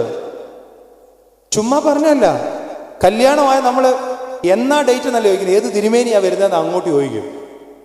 കാരണം സംഭവമാക്കണ്ടേ, ഒരു സംഭവം കാശുണ്ടെന്ന് കാണിക്കണ്ടേ. എന്നിട്ട് തിരുമേനി പോയി കഴിയുമ്പം ഞങ്ങൾ കൊടുത്തതാണ് അങ്ങോട്ട് എന്ന് പറഞ്ഞ് 2 ഡി കൂടെ അടിക്കാമല്ലോ. തിരുമേനിക്ക് വലിയ നിർബന്ധമായിരുന്നല്ലോ ഈ കല്യാണം നടത്തിയില്ല, വലിയ ബുദ്ധിമുട്ടായിരുന്നു തിരുമേനിക്ക്. അങ്ങോട്ട് നിർബന്ധിച്ച് വിളിച്ചോണ്ട് വന്നിട്ട് തിരുമേനി പോയ ആ സെക്കൻഡിൽ തിരുമേനി ചീത്ത വിളിക്കാൻ വേണ്ടിയല്ലേ. പോട്ടെ. അടുത്തത്, അമ്മച്ചി കൃത്യം 12 മണിക്ക് വേവുന്ന ചോറ്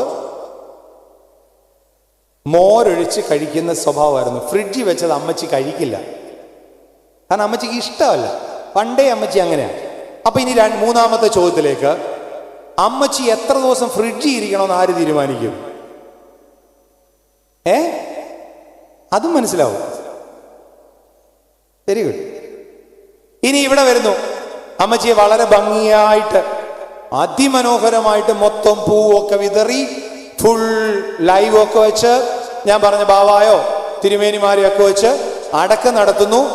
അടക്കം നടത്തിയതിന് ശേഷം അച്ഛൻ പാഴ്സനേജ് വരുമ്പം അവിടെ 2 മക്കളിൽ ഒരാൾ നിപ്പുണ്ട്. ഏത് മോനായിരിക്കും? മൂത്ത മോൻ. പാൻറ് കറുപ്പ്, ദുഃഖസൂചകമായി വെള്ള ഷർട്ട്. അവനതൊന്നുമില്ല, അവൻ്റെ മുണ്ടും ഷർട്ടും മാത്രമേ ഉള്ളൂ. ഇവന് ദുഃഖസൂചകമായ കറുത്ത സാരി, കറുത്ത ബ്ലൗസ്, കറുത്ത ബോയ്, കറുത്ത കണ്ണാടി, കറുത്ത മുത്തുമാല, എല്ലാം ദുഃഖസൂചകമാണ്. എന്തോ ഒരു ദുഃഖമെന്നറിയോ? എനിക്ക് എടുക്കാൻ മേല ചിലത്തെ ദുഃഖം കാണുമ്പോൾ ഞാൻ തന്നെ കരഞ്ഞു പോയിട്ടുണ്ട്. എന്തൊരു ദുഃഖമാണെന്നറിയോ? മൊത്തം കറുപ്പിലുള്ള കളിയേ ഉള്ളങ്ങ്. വെള്ളം പോലും കറുത്ത വെള്ളം വല്ലതും തരാമെന്ന് ചോദിക്കും. എന്ന് കുടിക്കാൻ വേണ്ടി കറുത്ത വെള്ളം, കറുത്ത കരിങ്ങാലി ഇട്ട വെള്ളം വല്ലതും ഉണ്ട്. കാരണം ദുഃഖമാണെന്നേ മൊത്തം. വെള്ളം ഇട്ട ദുഃഖം കാണിക്കാൻ പറ്റത്തില്ല, എക്സ്പ്രസ് ചെയ്യണ്ടേ? ഞങ്ങൾക്ക് പരമാവധി ദുഃഖം ഉണ്ടത്, അതിന് വേണ്ടിയാ. എന്തായാലും ആട്ടെ, പോട്ടെ, ഞാൻ ഇതൊക്കെ പറയാൻ രസമല്ല. എന്തായാലും അവിടെ നിപ്പുണ്ട്. വരുമ്പോൾ അച്ഛനോടൊരു ചോദ്യം. അച്ഛൻ ഫ്രീ ആയായിരുന്നു? ആയി. അച്ഛനോടൊരു കാര്യം ചോദിക്കാൻ വേണ്ടിയായിരുന്നു, പറഞ്ഞു. അച്ഛന് ബുദ്ധിമുട്ടാവില്ലല്ലോ? ഇല്ല. ഇങ്ങനെ കുറേ ചോദ്യം കഴിഞ്ഞിട്ട് നീ അങ്ങ് പറയടേ നമ്മൾ പറയാൻ ഗതികേട് വരും. അവസാനം പുള്ളിയോട് പറഞ്ഞു, പറയാൻ വന്നപ്പം, അച്ഛാ അമ്മച്ചി മരിച്ചല്ലോ. മരിച്ചു. മറ്റന്നാൾ ഞങ്ങൾക്ക് അങ്ങ് പോണം. അതുകൊണ്ട് നാളെ രാവിലെ അമ്മച്ചിയുടെ 41 അടിയന്തരം നടത്താവോ? ഞാനീ പറഞ്ഞ കള്ളാണ്, നിങ്ങളെന്നെ കല്ലെറിഞ്ഞോണം. ഞാനീ പറഞ്ഞത് കള്ളമാണെങ്കിൽ നിങ്ങളെന്നെ കല്ലെറിഞ്ഞോണം. മലങ്കര സഭയ്ക്ക് 3, 9, 30, 40 എന്ന 4 കുർബാനയാണ് ഒരു സാധാരണ മനുഷ്യൻ കർത്താവിന്റെ ജീവിതവുമായി ബന്ധപ്പെട്ട് ഓർമ്മ കുർബാന നടത്തേണ്ടതെന്ന് പറയുമ്പം ഹൈന്ദവ സഹോദരനെ 41 എന്ന് പറയുന്ന ചാത്തം എടുത്തോണ്ട് വന്ന് നമ്മുടെ പള്ളി നടത്താൻ ഒരു നാണക്കേടില്ലാത്ത ആളുകളാണ് നമ്മളൊക്കെ. അറിയില്ലല്ലോന്നേ. ആധാർ കാർഡിന് നമ്പർ തിരുത്തേണ്ടി എവിടെയാന്ന് ചോദിച്ചാൽ കൃത്യമായിട്ട് അറിയാം. മറ്റേ നമ്മൾ അറിയണ്ടല്ലോ. നമ്മൾ ചീത്ത വിളിക്കുന്ന അച്ഛന്മാർക്ക് അറിഞ്ഞാൽ മതിയല്ലോ. 40 നടത്തുന്ന കാര്യത്തെ കുറിച്ച് പറഞ്ഞാൽ പറയും ഞങ്ങൾ പോവല്ലേ, പിന്നെ നമുക്ക് എന്ത് ചെയ്യാൻ പറ്റും? നാളെ രാവിലെ തന്നെ 40 അമ്മച്ചി തിന്നണമെന്ന് ആഗ്രഹിച്ച മുഴുവൻ സാധനവും വെച്ച് 40 അടിയന്തരം നടത്തും. എന്ത് സാധനം? അമ്മച്ചി തിന്നണമെന്ന് ആഗ്രഹിച്ച് കിട്ടിയിട്ടില്ല അമ്മച്ചിക്ക്. കാരണം എന്നറിയോ? നോക്കാൻ ആരും അമ്മച്ചിക്ക് ഇല്ലായിരുന്നു. അതുകൊണ്ട് ഞാൻ കൃത്യമായിട്ട് പറഞ്ഞു, അമ്മച്ചി തിന്നണമെന്ന് ആഗ്രഹിച്ച സാധനങ്ങൾ മുഴുവൻ വെച്ചോണ്ട് അടിയന്തരം നടത്തും. എന്തിനാ? അതും ഒരു സംഭവമാണ്. ഞങ്ങൾ കാശുകാര് അന്ന് ദുഃഖമില്ല, മൊത്തം ചിരിയാ. നിങ്ങൾ നോക്കിക്കോളൂ, ഈ 41 അടിയന്തരം 2-ാം ദിവസം നടത്തുന്ന വീടുകളൊക്കെ നോക്കി, ഭയങ്കര ചിരിയാ. എന്തൊരു സന്തോഷമെന്നറിയോ? ആ ശല്യം അതോടെ തീർന്നില്ലെന്നേ, അതിന്റെ സന്തോഷം. ഇനിയും ഒരു ചോദ്യം. ഇത് കണ്ടുകൊണ്ട് നിൽക്കുന്ന മകനുണ്ട്, കൊച്ചുമകൻ, മണ്ടൻ പൊട്ടൻ. അവൻ ഈ 40 അടിയന്തരം നടത്തി കഴിയുമ്പോൾ അവൻ മനസ്സിൽ പറയുന്നൊരു വാചകമുണ്ട്, എൻ്റെ കൂടെ അമ്മച്ചിയാ കേട്ടോ, അച്ചാച്ചൻ നല്ലപോലെ നടത്തിയിട്ട് പൊക്കോ, എനിക്ക് 2 രൂപയുടെ മെഴുകുതിരി മേടിക്കാനേ പറ്റുള്ളൂ. പക്ഷെ ഞാൻ 40-ാം ദിവസം ഒരു മെഴുകുതിരി കത്തിച്ച് അമ്മച്ചിക്ക് വേണ്ടി പ്രാർത്ഥിക്കുക. അടുത്ത ചോദ്യം, ചത്താൽ, മരിച്ചാൽ ആരെ കൊണ്ടാ പ്രയോജനം? കല്ലറയിൽ ഇന്നും പോച്ച പിടിക്കുന്നെങ്കിൽ ഒരു ജർമ്മനിക്കാരനും ഒരു അമേരിക്കക്കാരനും വരില്ല. നമ്മൾ നിസ്സാരവൽക്കരിക്കപ്പെടുന്ന പലരുമുണ്ട് നമ്മുടെ സമൂഹത്തിൽ. അവരെ കരുതിയൊരു സഹോദരങ്ങളെ, അവരെ കരുതിയര്, അവര് നമ്മുടെ കൂടെ നിൽക്കും. ഞാൻ കഴിഞ്ഞ ദിവസം ഒരു വീട്ടിൽ പോയി. എൻ്റെ 163ാമത്തെ വീടായിട്ട് ഞാൻ കുറ്റിയടിക്കാൻ പോകുന്ന വീട് അതാണ്, വേറൊന്നുമല്ല. ഒരു വീട്ടിൽ ചെന്നപ്പോൾ ഉണ്ട്, 6 മാസമായപ്പോൾ അമ്മ മരിച്ചു. പെങ്കൊച്ച്, ഒരു ചെറുക്കൻ വളർന്നു വരികയാണ്. അപ്പന് ഹൈ ഡയബറ്റിക്കും അലർജിയും, ദേഹം മുഴുവനും പൊട്ടിയൊലിക്കുക. എങ്ങനെ കഞ്ഞി കുടിക്കുന്ന പോലെ എനിക്ക് അതിശയം തോന്നിപ്പോയി. 17 വയസ്സായ പെങ്കൊച്ചിനും ഈ ആങ്ങളയ്ക്ക് ഈ അപ്പനോട് താമസിക്കാൻ ഒരു വീടില്ല. ആകപ്പാടെ വിഷമം. ഞാൻ കഴിഞ്ഞ ദിവസം എൻ്റെ വീഡിയോ ഇട്ടിട്ടുണ്ട്. എന്ത് ചെയ്യണമെന്ന് പോലും അറിയില്ല. പെട്ടെന്നാണ് ഒരു ആക്സിഡന്റ് ഉണ്ടായിട്ട് ഈ ചെറുക്കൻ്റെ കഴുത്തിന് ചുറ്റുമുള്ള സർവ വെയിനും ചതഞ്ഞുപോയി. കിടക്കുകയാണ് കട്ടിലിൽ.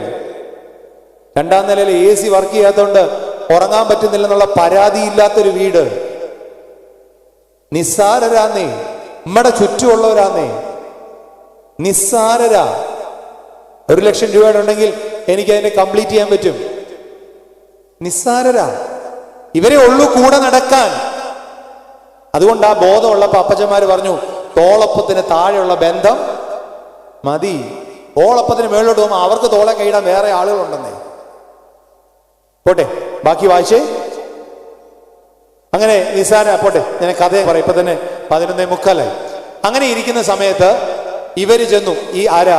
അമ്മോന്യര് ഇസ്രായേൽ മക്കൾക്കെതിരെ യുദ്ധത്തിന് ചെന്നു. യുദ്ധത്തിന് ചെല്ലുന്ന സമയത്ത് അവർക്ക് മനസ്സിലായി, ഞാൻ പറയാം. അവർക്ക് മനസ്സിലായി, ഇസ്രായേൽ മക്കൾക്ക് മനസ്സിലായി, തങ്ങൾ യുദ്ധം ചെയ്തൊന്നും ജയിക്കാൻ പോണില്ല. യുദ്ധതന്ത്രം അറിയാവുന്ന ഒരുത്തിനെ കൊണ്ടുവരണം. അത് ആരാ നോക്കിയപ്പോൾ ഇബ്താഹ് എന്ന് പറയുന്ന ഒരുത്തിനെ കുറിച്ച് അവർക്ക് അറിയാം. അവർ ഇബ്താഹിനെ വിളിക്കാൻ പോയി. പെട്ടെന്ന് പറഞ്ഞു പോവാണേ. ഇബ്താഹ് പറഞ്ഞു, ഞാൻ നിങ്ങളുടെ കൂടെ വരാൻ തയ്യാറാണ്, പക്ഷേ എനിക്ക് നിങ്ങളുടെ ന്യായാധിപനാണ്, നിങ്ങളുടെ അധിപതിയാണ്. അത് സമ്മതമാണെങ്കിൽ എന്നെ വിളിക്കാം, ഞാൻ വരാം. എനിക്ക് ഇബ്താഹിനോട് വല്ലാത്ത ഇഷ്ടം തോന്നിയൊരു കാര്യമാണ്. എന്താ കാര്യം എന്ന് ചോദിച്ചാൽ, പറയേണ്ട കാര്യം തുറന്നങ്ങ് പറഞ്ഞു, ഒട്ടും ഒളിച്ചു വെച്ചില്ല. വളരെ കൃത്യമായി പറഞ്ഞു, I want to be the leader, I want to be the judge. പറ്റുമെങ്കിൽ വന്നാൽ മതി. നമ്മൾ പക്ഷെ അങ്ങനെയല്ലല്ലോ. ഞാൻ സ്കൂളിൽ പഠിപ്പിക്കുന്നത് കൊമേഴ്സ് എന്ന് പറയുന്ന വിഷയം, അതിൽ ബിസിനസ് സ്റ്റഡീസ് എന്ന് പറയുന്ന വിഷയം. ബിസിനസ് സ്റ്റഡീസിന്റെ 2ാം വർഷത്തിൽ ബിസിനസ് സ്റ്റഡീസിൽ സ്റ്റാഫിംഗ് എന്ന് പറയുന്ന ഒരു ടോപ്പിക് ഉണ്ട്. എൻ്റെ വിഷയം ഡോക്ടറേറ്റ് എഡ്യൂക്കേഷൻ സൈക്കോളജി ആയതുകൊണ്ടും മനഃശാസ്ത്രം ഇഷ്ടമായതുകൊണ്ടും 17 വയസ്സ് കഴിഞ്ഞ കുഞ്ഞുങ്ങളാണ് എൻ്റെ മുമ്പിൽ ഇരിക്കുന്നതുകൊണ്ടും അവരോട് ഇത്തിരൂടെ ഇറങ്ങി സംസാരിക്കാറുണ്ട്. അങ്ങനെ ഇറങ്ങി സംസാരിക്കാൻ ഞാൻ കുഞ്ഞുങ്ങളോട് പറയാറുണ്ട്, പെൺകുഞ്ഞുങ്ങളോട് പ്രത്യേകിച്ച്. ഇന്നേക്ക് 8 വർഷം കഴിയുമ്പം ഭൂമിയിൽ അല്ലെങ്കിൽ കേരളത്തിൽ ഉണ്ടാകാൻ സാധ്യതയില്ലാത്തൊരു നാടകമാണ് പെണ്ണുകാണൽ ചടങ്ങ്. ആ ഒരു നാടകം ഒരു 10-25-8-10 വർഷം കഴിയുമ്പോൾ ഒന്നും കാണത്തില്ലെന്നേ. അതൊക്കെ നേരത്തെ ഫിക്സ്ഡ് ആയിരിക്കും. അതിന് തെറ്റൊന്നും ഉണ്ടെന്ന് ഞാൻ പറയില്ല, ശരിയുണ്ടെന്നും പറയല്ല. പക്ഷെ നാടകം കാണൂല. പക്ഷെ നാടകം ഉണ്ടെങ്കിൽ, അങ്ങനെ ഒരു നാടകം നടക്കുകയാണെങ്കിൽ മുഖത്ത് പൗഡർ ഇട്ടുകൊണ്ട് പോലും ചെറുക്കനെ കാണാൻ ഇറങ്ങി വരരുത്. എന്താ കാര്യം എന്നറിയാമോ? മുഖത്ത് കുറെ പൗഡറും വാരിയിട്ട് പെങ്കൊച്ച് ഇറങ്ങി വരുമ്പം ചെറുക്കൻ വിചാരിക്കുന്നത്, ഞാൻ കല്യാണം കഴിക്കാൻ പോകുന്ന പെണ്ണ് ഇത്രയും ആക്കി പറ. പിന്നെ വെളുത്ത സുന്ദരിയാന്ന് ആരാ പറഞ്ഞേ? വെളുത്തത് അത്രയും മതി. ഞാൻ ഇച്ചിരി ഇരുണ്ട നിറ, സൗന്ദര്യ കുറവൊന്നുമില്ല, വെളുത്തത് അത് മതി. ശരി, അവന് കല്യാണം കഴിച്ചു. കല്യാണം എഴുത്തുമാറ്റത്തിന് ദിവസം ഇതിന് മണ്ടയ്ക്ക് ഇച്ചിരൂടെ പൗഡർ ഉണ്ടല്ലോ. അത് കഴിഞ്ഞ് കല്യാണത്തിന് മണ്ടയ്ക്ക് ഇച്ചിരൂടെ പൗഡർ ഉണ്ട്. അതൊക്കെ നിങ്ങളുടെ ഇഷ്ടം, എനിക്ക് അതിനൊന്നും വിരോധമൊന്നുമില്ല, സന്തോഷമുള്ളൂ. കല്യാണം കഴിഞ്ഞിട്ട് ആദ്യത്തെ ദിവസം മുഖം ഒന്ന് കഴുകും. അന്നേരമാണ് അവന് മനസ്സിലാകുന്നത്, ഒന്നാമത്തെ പറ്റിക്കൽ എപ്പോഴോ കഴിഞ്ഞു, ഇനി 2ാമത്തെ പറ്റിക്കല് 3ാമത്തെ പറ്റിക്കല് വരാൻ പോലെ. എന്തിനാണെന്ന് ഇങ്ങനെയൊക്കെ? പണ്ട് മോശ തമ്പുരാനോട് ചോദിച്ചു, നീ ആരാണ്? തമ്പുരാൻ എന്താ മറുപടി പറഞ്ഞു? മലയിൽ വെച്ച്, സീനായ് മലയിൽ വെച്ച് മോശ ദൈവത്തോട് ചോദിച്ചു, നീ ആരാണ്? അപ്പൊ തമ്പുരാൻ ഒറ്റ വാദത്തിൽ പറഞ്ഞു, ഞാനാകുന്നവൻ. നിനക്ക് സൗകര്യം ഉണ്ടെങ്കിൽ മനസ്സിലാക്കിയാൽ മതി, നിനക്ക് സൗകര്യം ഉണ്ടെങ്കിൽ അംഗീകരിച്ചാൽ മതി. I am what I am. ഞാൻ എന്താണോ അതാണ് ഞാൻ. എന്തിനാണെന്ന് ഈ കള്ളത്തരങ്ങളൊക്കെ വ്യക്തിബന്ധത്തിൽ, പ്രത്യേകിച്ച് ഈ വിവാഹത്തിന്റെയൊക്കെ സമയത്ത് ചെയ്യാൻ പോകുന്നത്? എന്തിനാ ഈ കള്ളത്തരങ്ങൾ പറയാനും കള്ളത്തരങ്ങൾ ചെയ്യാനൊക്കെ പോകുന്നത്? ഇതാണ് ഞാൻ. നിനക്ക് സൗകര്യം ഉണ്ടെങ്കിൽ സ്വീകരിച്ചാൽ മതിയെന്നേ, ഇല്ലെങ്കിൽ വേണ്ടെന്നേ. ഈ സൗകര്യത്തെ സ്വീകരിക്കുന്ന ആളുകൾ ഉണ്ടെന്നേ. അതിനെന്തിനാ ഇത്രയും പോളിഷ്ഡ് ആക്കുന്നത്? ആവശ്യമില്ലാത്ത എക്സാജറേറ്റഡ് എംഫസിസ് ഒക്കെ കൊടുക്കുന്നത്. This is what I am. If you are interested you can marry me. അത് just leave me, I will find some other person. What is need of ഈ കള്ളത്തരം? അത് ഓരോ കാര്യത്തിലും 2 വ്യക്തികൾ തമ്മിൽ ഇടപെടുമ്പം ഞാൻ ഇതാണെന്നേ. നിനക്ക് സൗകര്യം ഉണ്ടെങ്കിൽ എന്നോട് സുഹൃത്ത് ബന്ധം മതി, നിനക്ക് സൗകര്യം ഉണ്ടെങ്കിൽ എന്നോട് അയൽബന്ധം മതി. ഞാൻ ഇതാണ്. എന്തിനാ ഈ കള്ളത്തരം കാണിക്കാൻ പോണേ? 2 ആഴ്ച നീണ്ടു നിൽക്കുന്ന സുഹൃത്ത് ബന്ധമൊക്കെ എന്തിനാ? ഇബ്താഹ് പരസ്യമായി പറഞ്ഞു, സൗകര്യം ഉണ്ടെങ്കിൽ മതി. അവസാനം അവർ സമ്മതിച്ചു. ഇബ്താഹിനെ അവരുടെ നാട്ടിലേക്ക് കൊണ്ടുപോവാണ്. ഇബ്താഹ് അമ്മോന്യരുടെ അടുക്കൽ എഴുത്തയച്ചു പറഞ്ഞു, യുദ്ധത്തിന് വരരുത്. അവർ സമ്മതിച്ചില്ല. അവർ യുദ്ധത്തിന് വന്നു. ഇബ്താഹ് വീണ്ടും എഴുത്തയച്ചു. അങ്ങനെ 3 പ്രാവശ്യം എഴുത്തയച്ചു കഴിഞ്ഞപ്പം, സർവശക്തനായ ദൈവം നിങ്ങളോട് പ്രതികാരം ചോദിക്കട്ടെ എന്ന് പറഞ്ഞ് ആ വിഷയം അവിടെ ക്ലോസ് ചെയ്തിട്ട് യുദ്ധത്തിന് പുറപ്പെടുകയാണ്. യുദ്ധത്തിന് പുറപ്പെടുന്നതിന് മുമ്പ് ഇബ്താഹ് ഒരു പ്രതിജ്ഞ ചെയ്യുന്നുണ്ട്. ആ പ്രതിജ്ഞ എനിക്ക് ഇത്തിരി ഇഷ്ടപ്പെടാതെ പോയൊരു പ്രതിജ്ഞയാണ്. എന്താണെന്ന് അറിയാമോ? ഞാൻ യുദ്ധം ജയിച്ചു വരുമ്പം എന്നെ എതിരേറ്റു വരുന്നത് ആരാണെങ്കിലും എന്താണെങ്കിലും ഞാൻ യഹോവയ്ക്ക് ഹോമയാഗം കഴിക്കും. വല്ലാത്ത പ്രതിജ്ഞ. ഞാൻ യുദ്ധത്തിന് ജയിച്ചു വരുമ്പം എന്നെ എതിരേറ്റു വരുന്നത് ആരാണെങ്കിലും എന്താണെങ്കിലും ഞാൻ യഹോവയ്ക്ക് ഹോമയാഗം കഴിക്കും. അദ്ദേഹം വിചാരിച്ച് വീട്ടിലേക്ക് ആളെയോ പശുവോ ഒക്കെയാ വരുന്നത്. പക്ഷെ യുദ്ധം ജയിച്ചു വരുമ്പം തപ്പെടുത്തുകൊണ്ട് ഓടി വരുന്നത് തൻ്റെ ഏകജാതയായ മകളാണ്. ഇബ്താഹ് പെട്ടെന്ന് വിഷമം വന്നിട്ട് വസ്ത്രം വലിച്ചു കീറി മകളോടൊരു വാചകം പറയുന്നുണ്ട്, ഞാൻ യഹോവയോട് പറഞ്ഞു പോയി. അതാണ് 35-ാമത്തെ വാക്യം. എനിക്ക് എന്നാ ചെയ്യണമെന്ന് അറിയില്ല. അന്നേരം അവൾ പറയുന്ന മറുപടിയാണ്, 13 വയസ്സുള്ള പെൺകുട്ടി, നമ്മൾ ഇന്ന് തോമാസ് ലീഹായുടെ ദുഃഖറോനോ ആചരിക്കുന്ന അല്ലെങ്കിൽ ഓർമ്മ ആചരിക്കുന്ന ഈ ദിവസം തോമാസ് ലീഹായെ പോലെ ധൈര്യം സംഭരിച്ച ഒരു പെൺകുട്ടി, in the age of 13 only, അവൾ പറയുന്ന വാചകമാണ്, അപ്പ നീ യഹോവയോട് പറഞ്ഞു പോയിട്ടുണ്ടെങ്കിൽ യഹോവ നിനക്ക് വേണ്ടി നിന്റെ ശത്രുക്കളായ അമ്മോന്യരോട് പ്രതികാരം നടത്തിയിരിക്കാൻ നിന്റെ വായിൽ നിന്ന് പുറപ്പെട്ടതുപോലെ എന്നോട് ചെയ്യുക. എന്നാൽ ഒരു കാര്യം എനിക്ക് വേണ്ടിയിരുന്നു, എന്റെ കന്യാത്വത്തെ വിലാപം കഴിക്കേണ്ടതിന് സഖിമാരുമായി പോയി വിലാപം കഴിക്കാൻ എനിക്ക് 2 മാസത്തെ അവധി തരണമെന്ന് പറഞ്ഞു. അവള് സമ്മതിക്കുന്നുണ്ട്. അങ്ങനെ ഇബ്താഹിന്റെ മകളെ പോയി വിലാപം കഴിച്ച് തിരിച്ചു വന്ന് അവളെ യാഗം കഴിക്കുകയാണ്. ഇനി 40-ാമത്തെ വാക്യോടെ വായിച്ചേ. ഇനി 40-ാമത്തെ വാക്യോടെ അതിലൂടെ വായിച്ചിട്ട് നമ്മുടെ ചിന്ത ഒരു 4 വാചയോടെ പറഞ്ഞ് നിർത്തിക്കോളാം.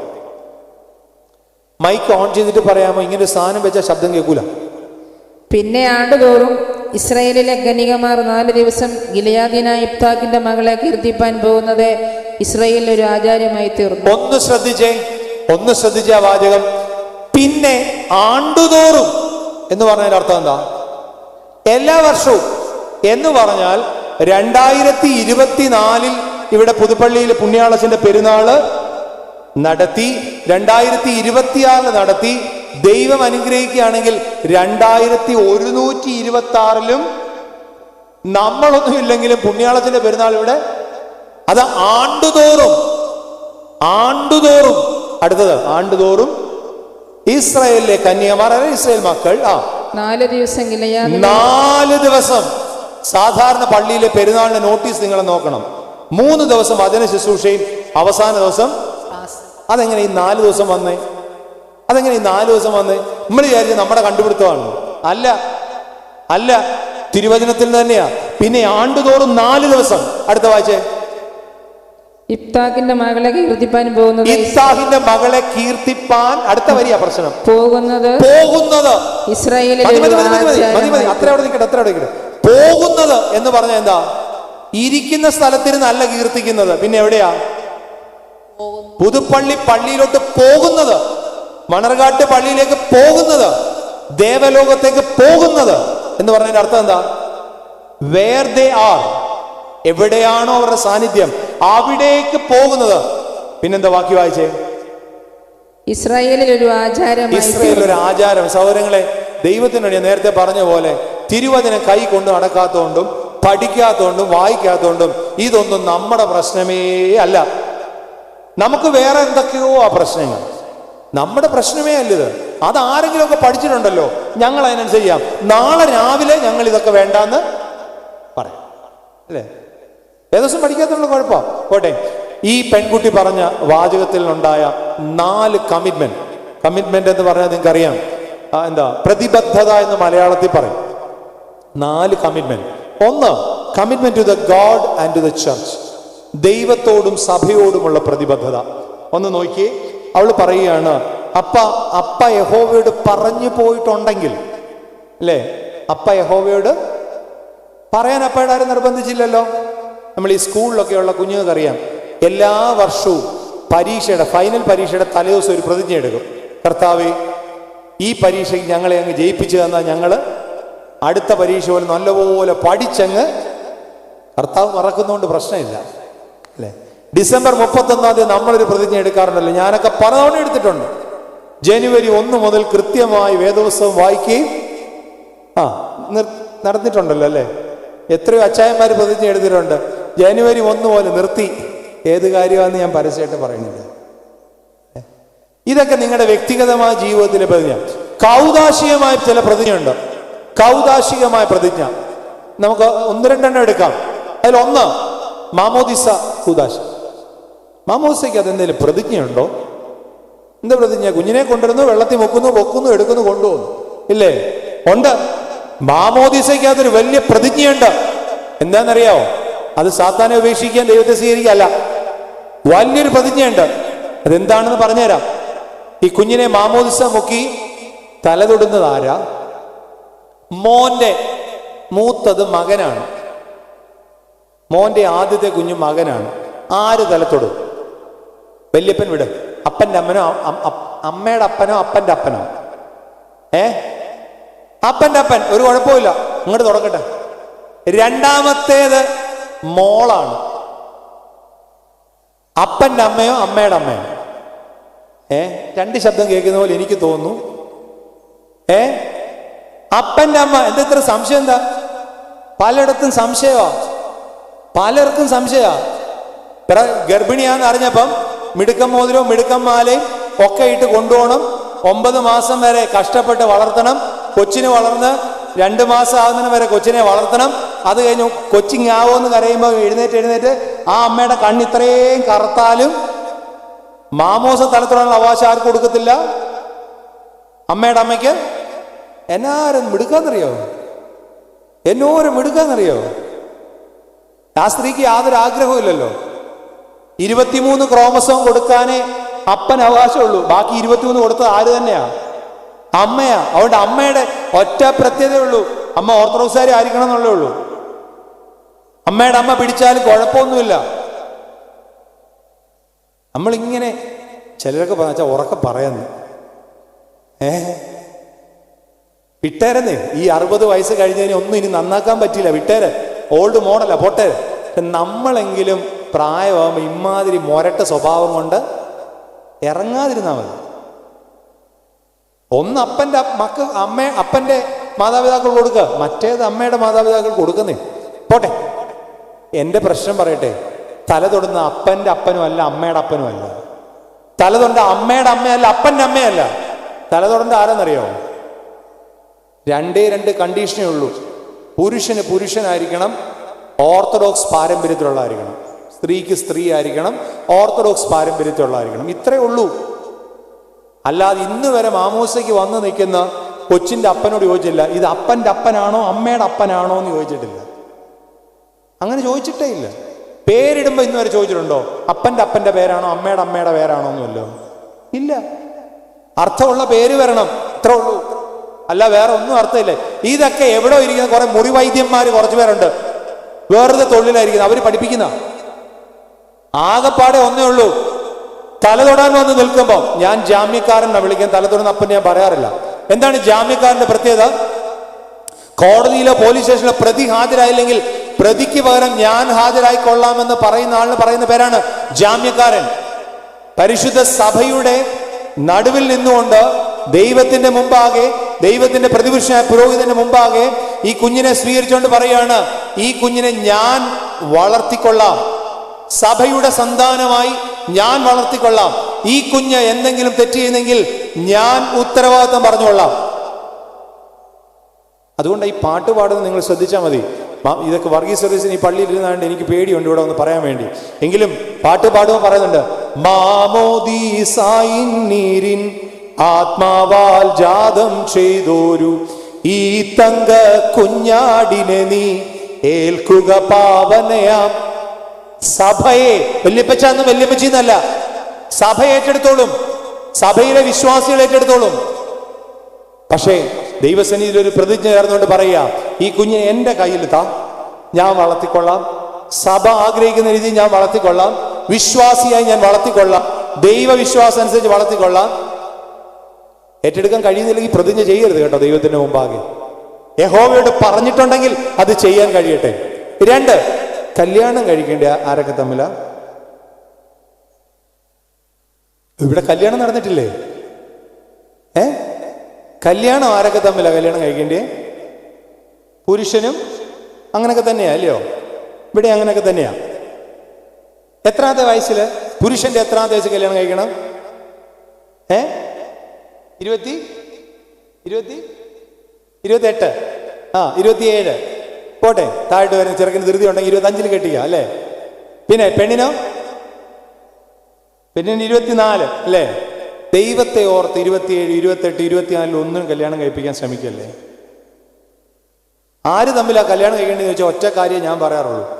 വിവാഹം കഴിക്കണമെന്ന് ആഗ്രഹമുള്ളവൻ, വിവാഹ ജീവിതം നയിക്കാമെന്ന് ദൈവസന്നിധിയിൽ പ്രതിജ്ഞ എടുക്കുന്നവൻ എന്ത് ചെയ്താൽ മതി? കല്യാണം കഴിച്ചാൽ മതി. കാരണം കല്യാണം കഴിഞ്ഞ് 3ാമത്തെ ദിവസം ഡിവോഴ്സിന് വേണ്ടിയാണെങ്കിൽ അവൻ കല്യാണം കഴിച്ച് ജീവിക്കണ്ട. വേറെ എന്തെല്ലാം ജീവിതമുണ്ട് അല്ലേ? ഈ വിവാഹ ജീവിതം എല്ലാവരും പറയുന്ന പോലെ ഹാപ്പി മാരീഡ് ലൈഫാണോ? എൻ്റെ ജീവിതത്തിൽ അങ്ങനെ തോന്നിയിട്ടില്ല. ഒരുപാട് ഹസാർഡ്സ് ഉള്ള, ഒരുപാട് ഹാർഡ്ഷിപ്പ് ഉള്ള ഒരു ലൈഫിന്റെ പേരാണ് വിവാഹ ജീവിതം. അത് ഏറ്റെടുക്കാമെങ്കിൽ വിവാഹം കഴിച്ചാൽ മതി. അത് ബുദ്ധിമുട്ടായി കഴിയുമ്പം നാളെ ഞാൻ കൂടുകൊടുക്ക എടുത്ത് പോകാനാണെങ്കിൽ എന്തിനാണ്?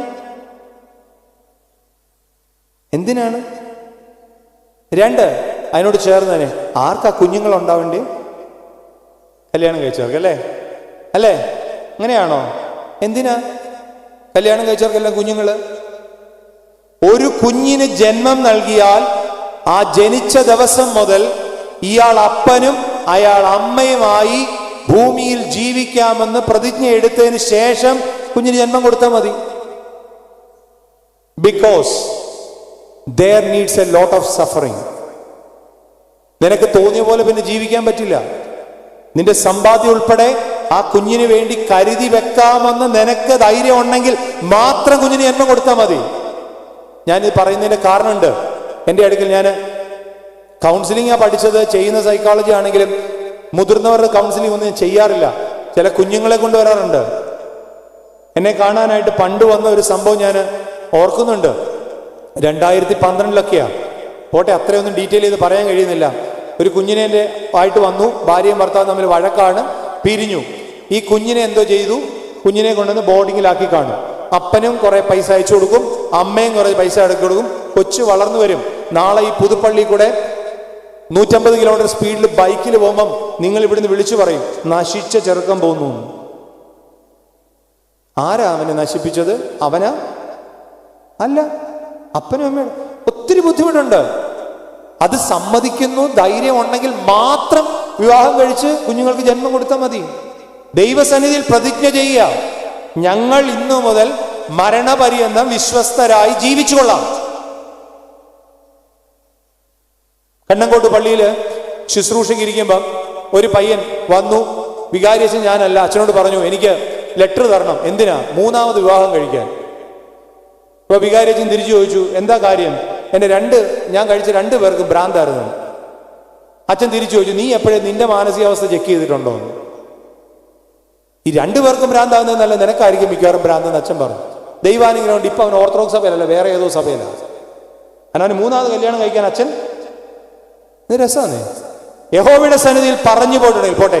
1. 2, സഹോദരങ്ങളെ, അപ്പ ആ പെങ്കുച്ച് പറയാ, അപ്പയ്ക്ക് വേണ്ടി അമോന്യരോട് യുദ്ധം ചെയ്ത് യഹോവയാണെങ്കിൽ അപ്പ ചെയ്യണം. നമ്മളൊക്കെ ഇന്നൊക്കെ നിൽക്കുമ്പം എനിക്ക് ഇതെല്ലാം പറയാൻ ആഗ്രഹമുണ്ട്, പക്ഷെ സമയം പെട്ടെന്ന് പോകുന്നുണ്ട്. എനിക്കും ഞാനും ഒക്കെ നിങ്ങളൊക്കെ ചിന്തിക്കുന്നത് ഞാൻ എൻ്റെ നിങ്ങളുടെയൊക്കെ കഷ്ടപ്പാടും കഴിവും ഒക്കെ ഉണ്ടല്ലേ നേടിയെന്നല്ലേ വിചാരിക്കുന്നേ? ഒന്നുമല്ല. എന്നേക്കാളൊക്കെ കഴിവുള്ള എത്രയോ പേര് ലോകത്തുണ്ട്. നമ്മളെക്കാളൊക്കെ കഴിവുള്ള എത്രയോ പേര് ലോകത്തുണ്ട്. നിസ്സാരരായിട്ട് അവര് ഒന്നുമില്ലാത്ത അവസ്ഥയിൽ കിടക്കുമ്പം ഓർക്കുക, നിന്നതല്ല നാം, ദൈവം നമ്മെ നേടിയതല്ല ദൈവമെല്ലാം. ഈ ബോധ്യം വരട്ടെ. അവിടെയാണ് ദൈവത്തോടുള്ള കമ്മിറ്റ്മെന്റ് തുടങ്ങുന്നത്. 2, പെട്ടെന്ന് പറഞ്ഞു പോവാണ്. 2ാമത്തേതിലേക്ക്, സഹോദരങ്ങളെ, കമ്മിറ്റ്മെന്റ് ടു ഫാമിലി, കുടുംബത്തോടുള്ള പ്രതിബദ്ധത. സ്കൂളിൽ നാഷണൽ സർവീസ് സ്കീമിന്റെ പ്രോഗ്രാം ഓഫീസറാണ്. ആ സമയത്ത് കുറച്ച് പൈസയൊക്കെ കുഞ്ഞുങ്ങളോട് കൊണ്ടുവരാൻ പറയും. അപ്പൊ ആ കൊണ്ടുവരാത്തവരെ സ്കൂളിലോട്ട് റൂമിലോട്ട് വിളിച്ചു വരുത്തി ചോദിക്കും, എന്താ കാര്യം പൈസ കൊണ്ടുവരാൻ? ഞാൻ അന്നേരം ആ കുഞ്ഞുങ്ങൾ പറയുന്ന വാചകമുണ്ട്, ATM മെഷീൻ വീട്ടിലില്ലായിരുന്നു. ഏത് മെഷീന്? സത്യമല്ലേ? 50 ചോദിച്ചാൽ 100 കൊടുത്തിട്ട് ബാക്കി 50 എവിടെയാണെന്ന് ചോദിക്കാത്ത ലോകത്തിലെ ഏക ATM മെഷീന്റെ പേരാണ് അപ്പൻ. കണക്ക് ചോദിക്കാത്ത ATM മെഷീൻ. ഇഡലി വേണ്ടെന്ന് പറഞ്ഞാൽ ദോശയും പുട്ടും ചപ്പാത്തിയോട് കൊടുക്കുന്ന ലോകത്തിലെ ഏക വൃത്തികെട്ട ATM മെഷീന്റെ പേരല്ലേ അമ്മ. സ്നേഹം പിടിച്ചു പറ്റാൻ വേണ്ടി ചെയ്യുന്നേ. കിട്ടുന്നുണ്ടല്ലോ അല്ലേ? അവസാനം മുഖം മൂടുന്ന വല്ലവരും അല്ലേ? സ്നേഹം പിടിച്ചു വറ്റാൻ വേണ്ടി അങ്ങ് ചെയ്യുക. പുട്ടും ദോശയും കടലയും ഇടിയപ്പോ എല്ലാം കൂടെ കൊടുക്കുക. പിടിച്ചു കിട്ടുന്നുണ്ടല്ലോ സഹോദരങ്ങളെ. 2, അതുകൊണ്ട് അവൾ വിളിക്കുന്നൊരു വാചകമുണ്ട്, അപ്പ യഹോവയോട് പറഞ്ഞു പോയിട്ടുണ്ടെങ്കിൽ. ആദ്യത്തെ വരി അതായിരുന്നു. 2, അവള് അപ്പൻ വരുന്നു എന്നറിഞ്ഞപ്പം തപ്പെടുത്തോണ്ട് പോയി അപ്പനെ സ്വീകരിക്കാൻ പോവുകയാ. തപ്പെടുത്തോണ്ട് പോയി. എന്നാലോചിച്ച് നോക്കിയേ, നമ്മുടെയൊക്കെ വീട്ടില് നമ്മൾ ഉൾപ്പെടെ അപ്പം വരുന്നു എന്ന് പറയുമ്പോൾ എങ്ങനെയായിരിക്കും നമ്മുടെയൊക്കെ ഒരു പ്രതികരണം? പണ്ടൊക്കെ ആളുകൾ പറയാറുണ്ട്, അപ്പന്റെ കസേരയിൽ നമ്മൾ ഇതുവരെ, ഇന്നിപ്പോൾ അപ്പന് കസേര ഇല്ലാതാക്കാൻ വേണ്ടി റൗണ്ട് ടേബിൾ വരെ ആക്കിയവരാ നമ്മൾ. അപ്പന് കസേര ഇല്ലാതാക്കണേ അതേ ഉള്ളൂ വഴി, റൗണ്ട് ടേബിൾ ആക്കുക. പിന്നെ ആർക്കും ആരുടെയും കസേര ഇല്ലല്ലോ, അല്ലേ? ഓട്ടെ, അപ്പയോട് പറയുക, അപ്പ പറഞ്ഞിട്ടുണ്ടെങ്കിൽ ഞാനതനുസരിക്കും. അപ്പ പറഞ്ഞിട്ടുണ്ടെങ്കിൽ ഞാനതനുസരിക്കും. എനിക്ക് ഏറ്റവും ഇഷ്ടപ്പെട്ട ഒരു രംഗോടെ വായിക്കാം. ഉൽപ്പത്തി പുസ്തകം 24-ാം അധ്യായം 67-ാം വാക്യം. ആദ്യം എടുക്കുന്നെങ്കിൽ അങ്ങ് വായിച്ചു, സമയമില്ലാത്തതുകൊണ്ട്. ഉൽപ്പത്തി പുസ്തകം 24-ാം അധ്യായം 67-ാം വാക്യം.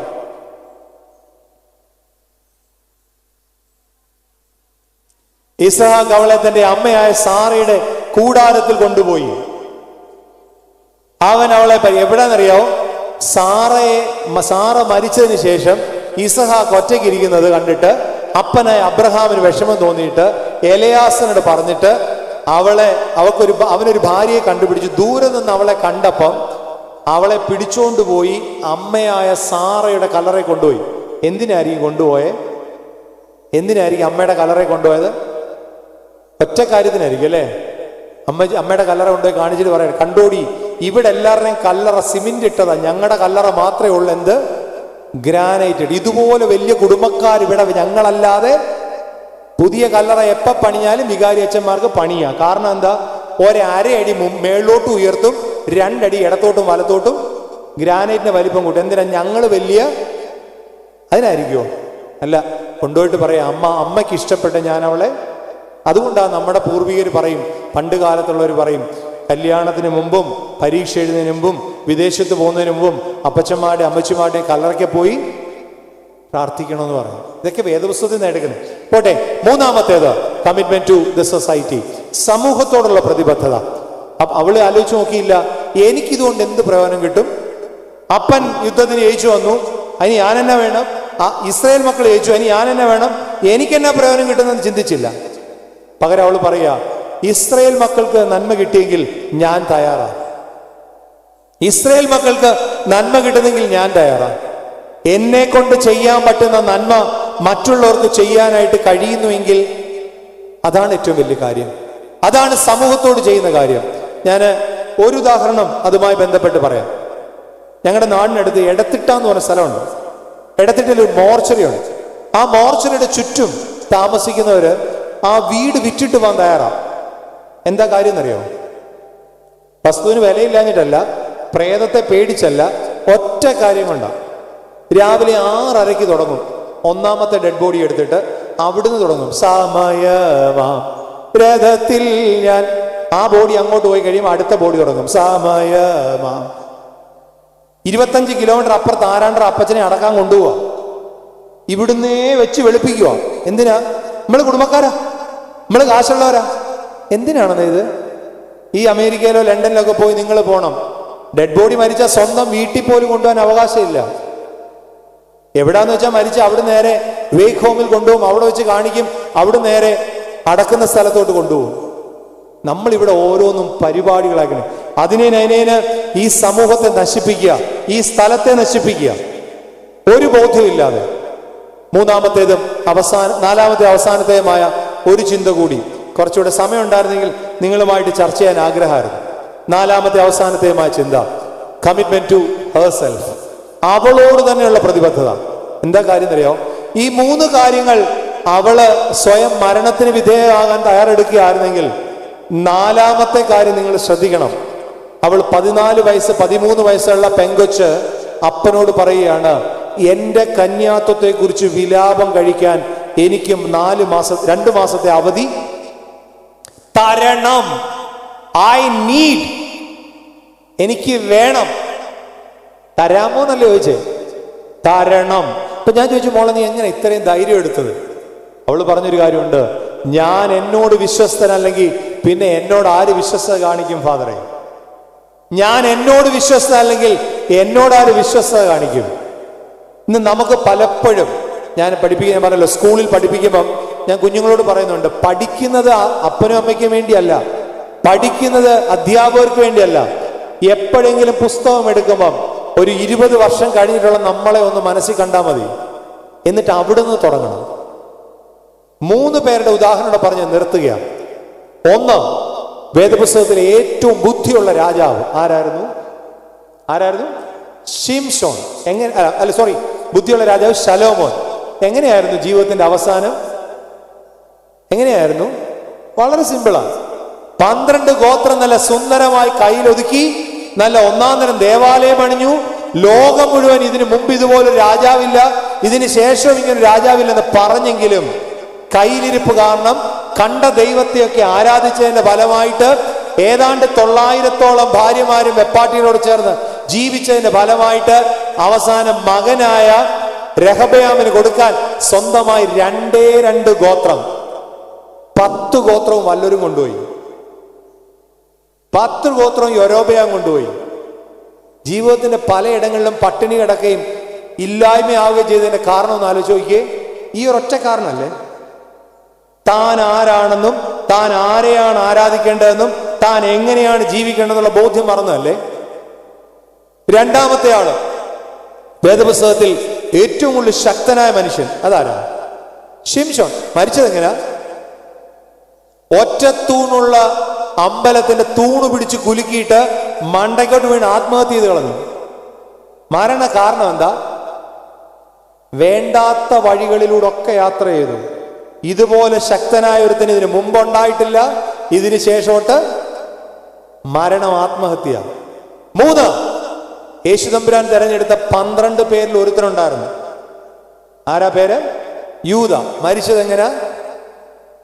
തമ്പുരാൻ കൊടുത്ത വരം എന്താണെന്നറിയാവോ? നിങ്ങൾ 12 പേര് 12 സിംഹാസനങ്ങളിലിരുന്ന് ഇസ്രയേലിന്റെ 12 ഗോത്രങ്ങളെയും, അത്രയ്ക്ക് അധികാരമുണ്ടായിരുന്നവൻ മരിച്ചത് എങ്ങനാ മരിച്ചേ? തുക്കോളിയാഴ്ച വരെ വള്ളി പോയിട്ടുണ്ടോന്ന് അറിയാൻ വേണ്ടിയാണ് നോക്കുന്നത്. തൂങ്ങി മരിച്ചു എന്നാണ് നമ്മൾ പഠിച്ചേക്കുന്നത് അല്ലേ?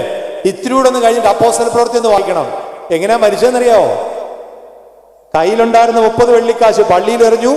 വഴിയിൽ കൂടെ ഓടിപ്പോയപ്പോ ആരാണ്ട് പശുവിനെ കെട്ടിയിരുന്ന ഒരു കയറ് കിട്ടി. കാരണം കയറ് മേടിക്കാൻ പൈസ ഇല്ല. കഴുകി കിട്ടിയ കയറും കൊണ്ട് ഓടിപ്പോയി ഒരു മരത്തെ കയറി കെട്ടി എടുത്തു ചാടി, കയറ് പൊട്ടി, കൊടല് പിളർന്നുപോയി. ജീവിതത്തിന്റെ അവസാനം ആലോചിക്ക്. എന്താ കാരണം? നമ്മളോടൊരു പ്രതിബദ്ധത വേണം. ഞാനൊരു ക്രിസ്ത്യാനിയാണ്, ഞാനൊരു ഓർത്തഡോക്സുകാരനാണ്. എനിക്ക് ചെയ്യാവുന്ന കാര്യമുണ്ട്, ചെയ്യരുതാത്ത കാര്യം. ചെയ്യാവുന്നത് ചെയ്യുകയും ചെയ്യരുതാത്ത ചെയ്യാതിരിക്കുകയും വേണം. അവിടെയാണ് നമ്മുടെ ധൈര്യം ഇരിക്കുന്നത്. അതാണ് മാർത്തോമാ ശ്ലീഹായിലും കണ്ടത്. ഞാൻ എൻ്റെ വാക്കുകൾ ദിവസം വരികട്ടെ. ഒരു പെങ്കൊച്ചു പറഞ്ഞ വാചകം, ചെറിയൊരു വാചകം, നിങ്ങൾ വീട്ടിൽ പോയി അധ്യായം മൊത്തം ഒന്ന് വായിച്ചു നോക്കണം. 4 കമ്മിറ്റ്മെന്റ്, 4 പ്രതിബദ്ധത. Commitment to the church and to the God, commitment to the family, commitment to the society and commitment to herself. ദൈവത്തിന്റെ പരിശുദ്ധാത്മാവ് സഹായിക്കട്ടെ. സഹോദരനെ ഞാൻ പറഞ്ഞ പോലെ സ്കൂളിൽ ഇന്ന് അവധി ദിവസമാണ്, നാളെ വർക്കിംഗ് ഡേ ആണ്. വരാൻ സാധിച്ചതിൽ ഒരുപാട് സന്തോഷം. വികാരി അച്ഛന്മാരുടെ ക്ഷണം കിട്ടിയതിൽ അതിനേക്കാൾ സന്തോഷം. നിങ്ങളുടെ പ്രാർത്ഥനയെ ഓർക്കുക. അധ്യാപകനാണ്, അത്യാവശ്യം സമൂഹത്തിൽ ഇടപെടുന്ന ഒരാളാണ്. വ്യക്തിഗതമായി കുറേ ആഗ്രഹങ്ങളൊക്കെ ഉണ്ട്. ഒക്കെ നിറവേറി കിട്ടാൻ വേണ്ടി നിങ്ങളുടെ എല്ലാവരുടെയും പ്രാർത്ഥന വെച്ച് എൻ്റെ വാക്കുകൾ ഉപസംഹരിക്കുന്നു. ദൈവം തമ്പുരാൻ നമ്മളെ ധാരാളമായിട്ട് വാഴ്ത്തി അനുഗ്രഹിക്കും.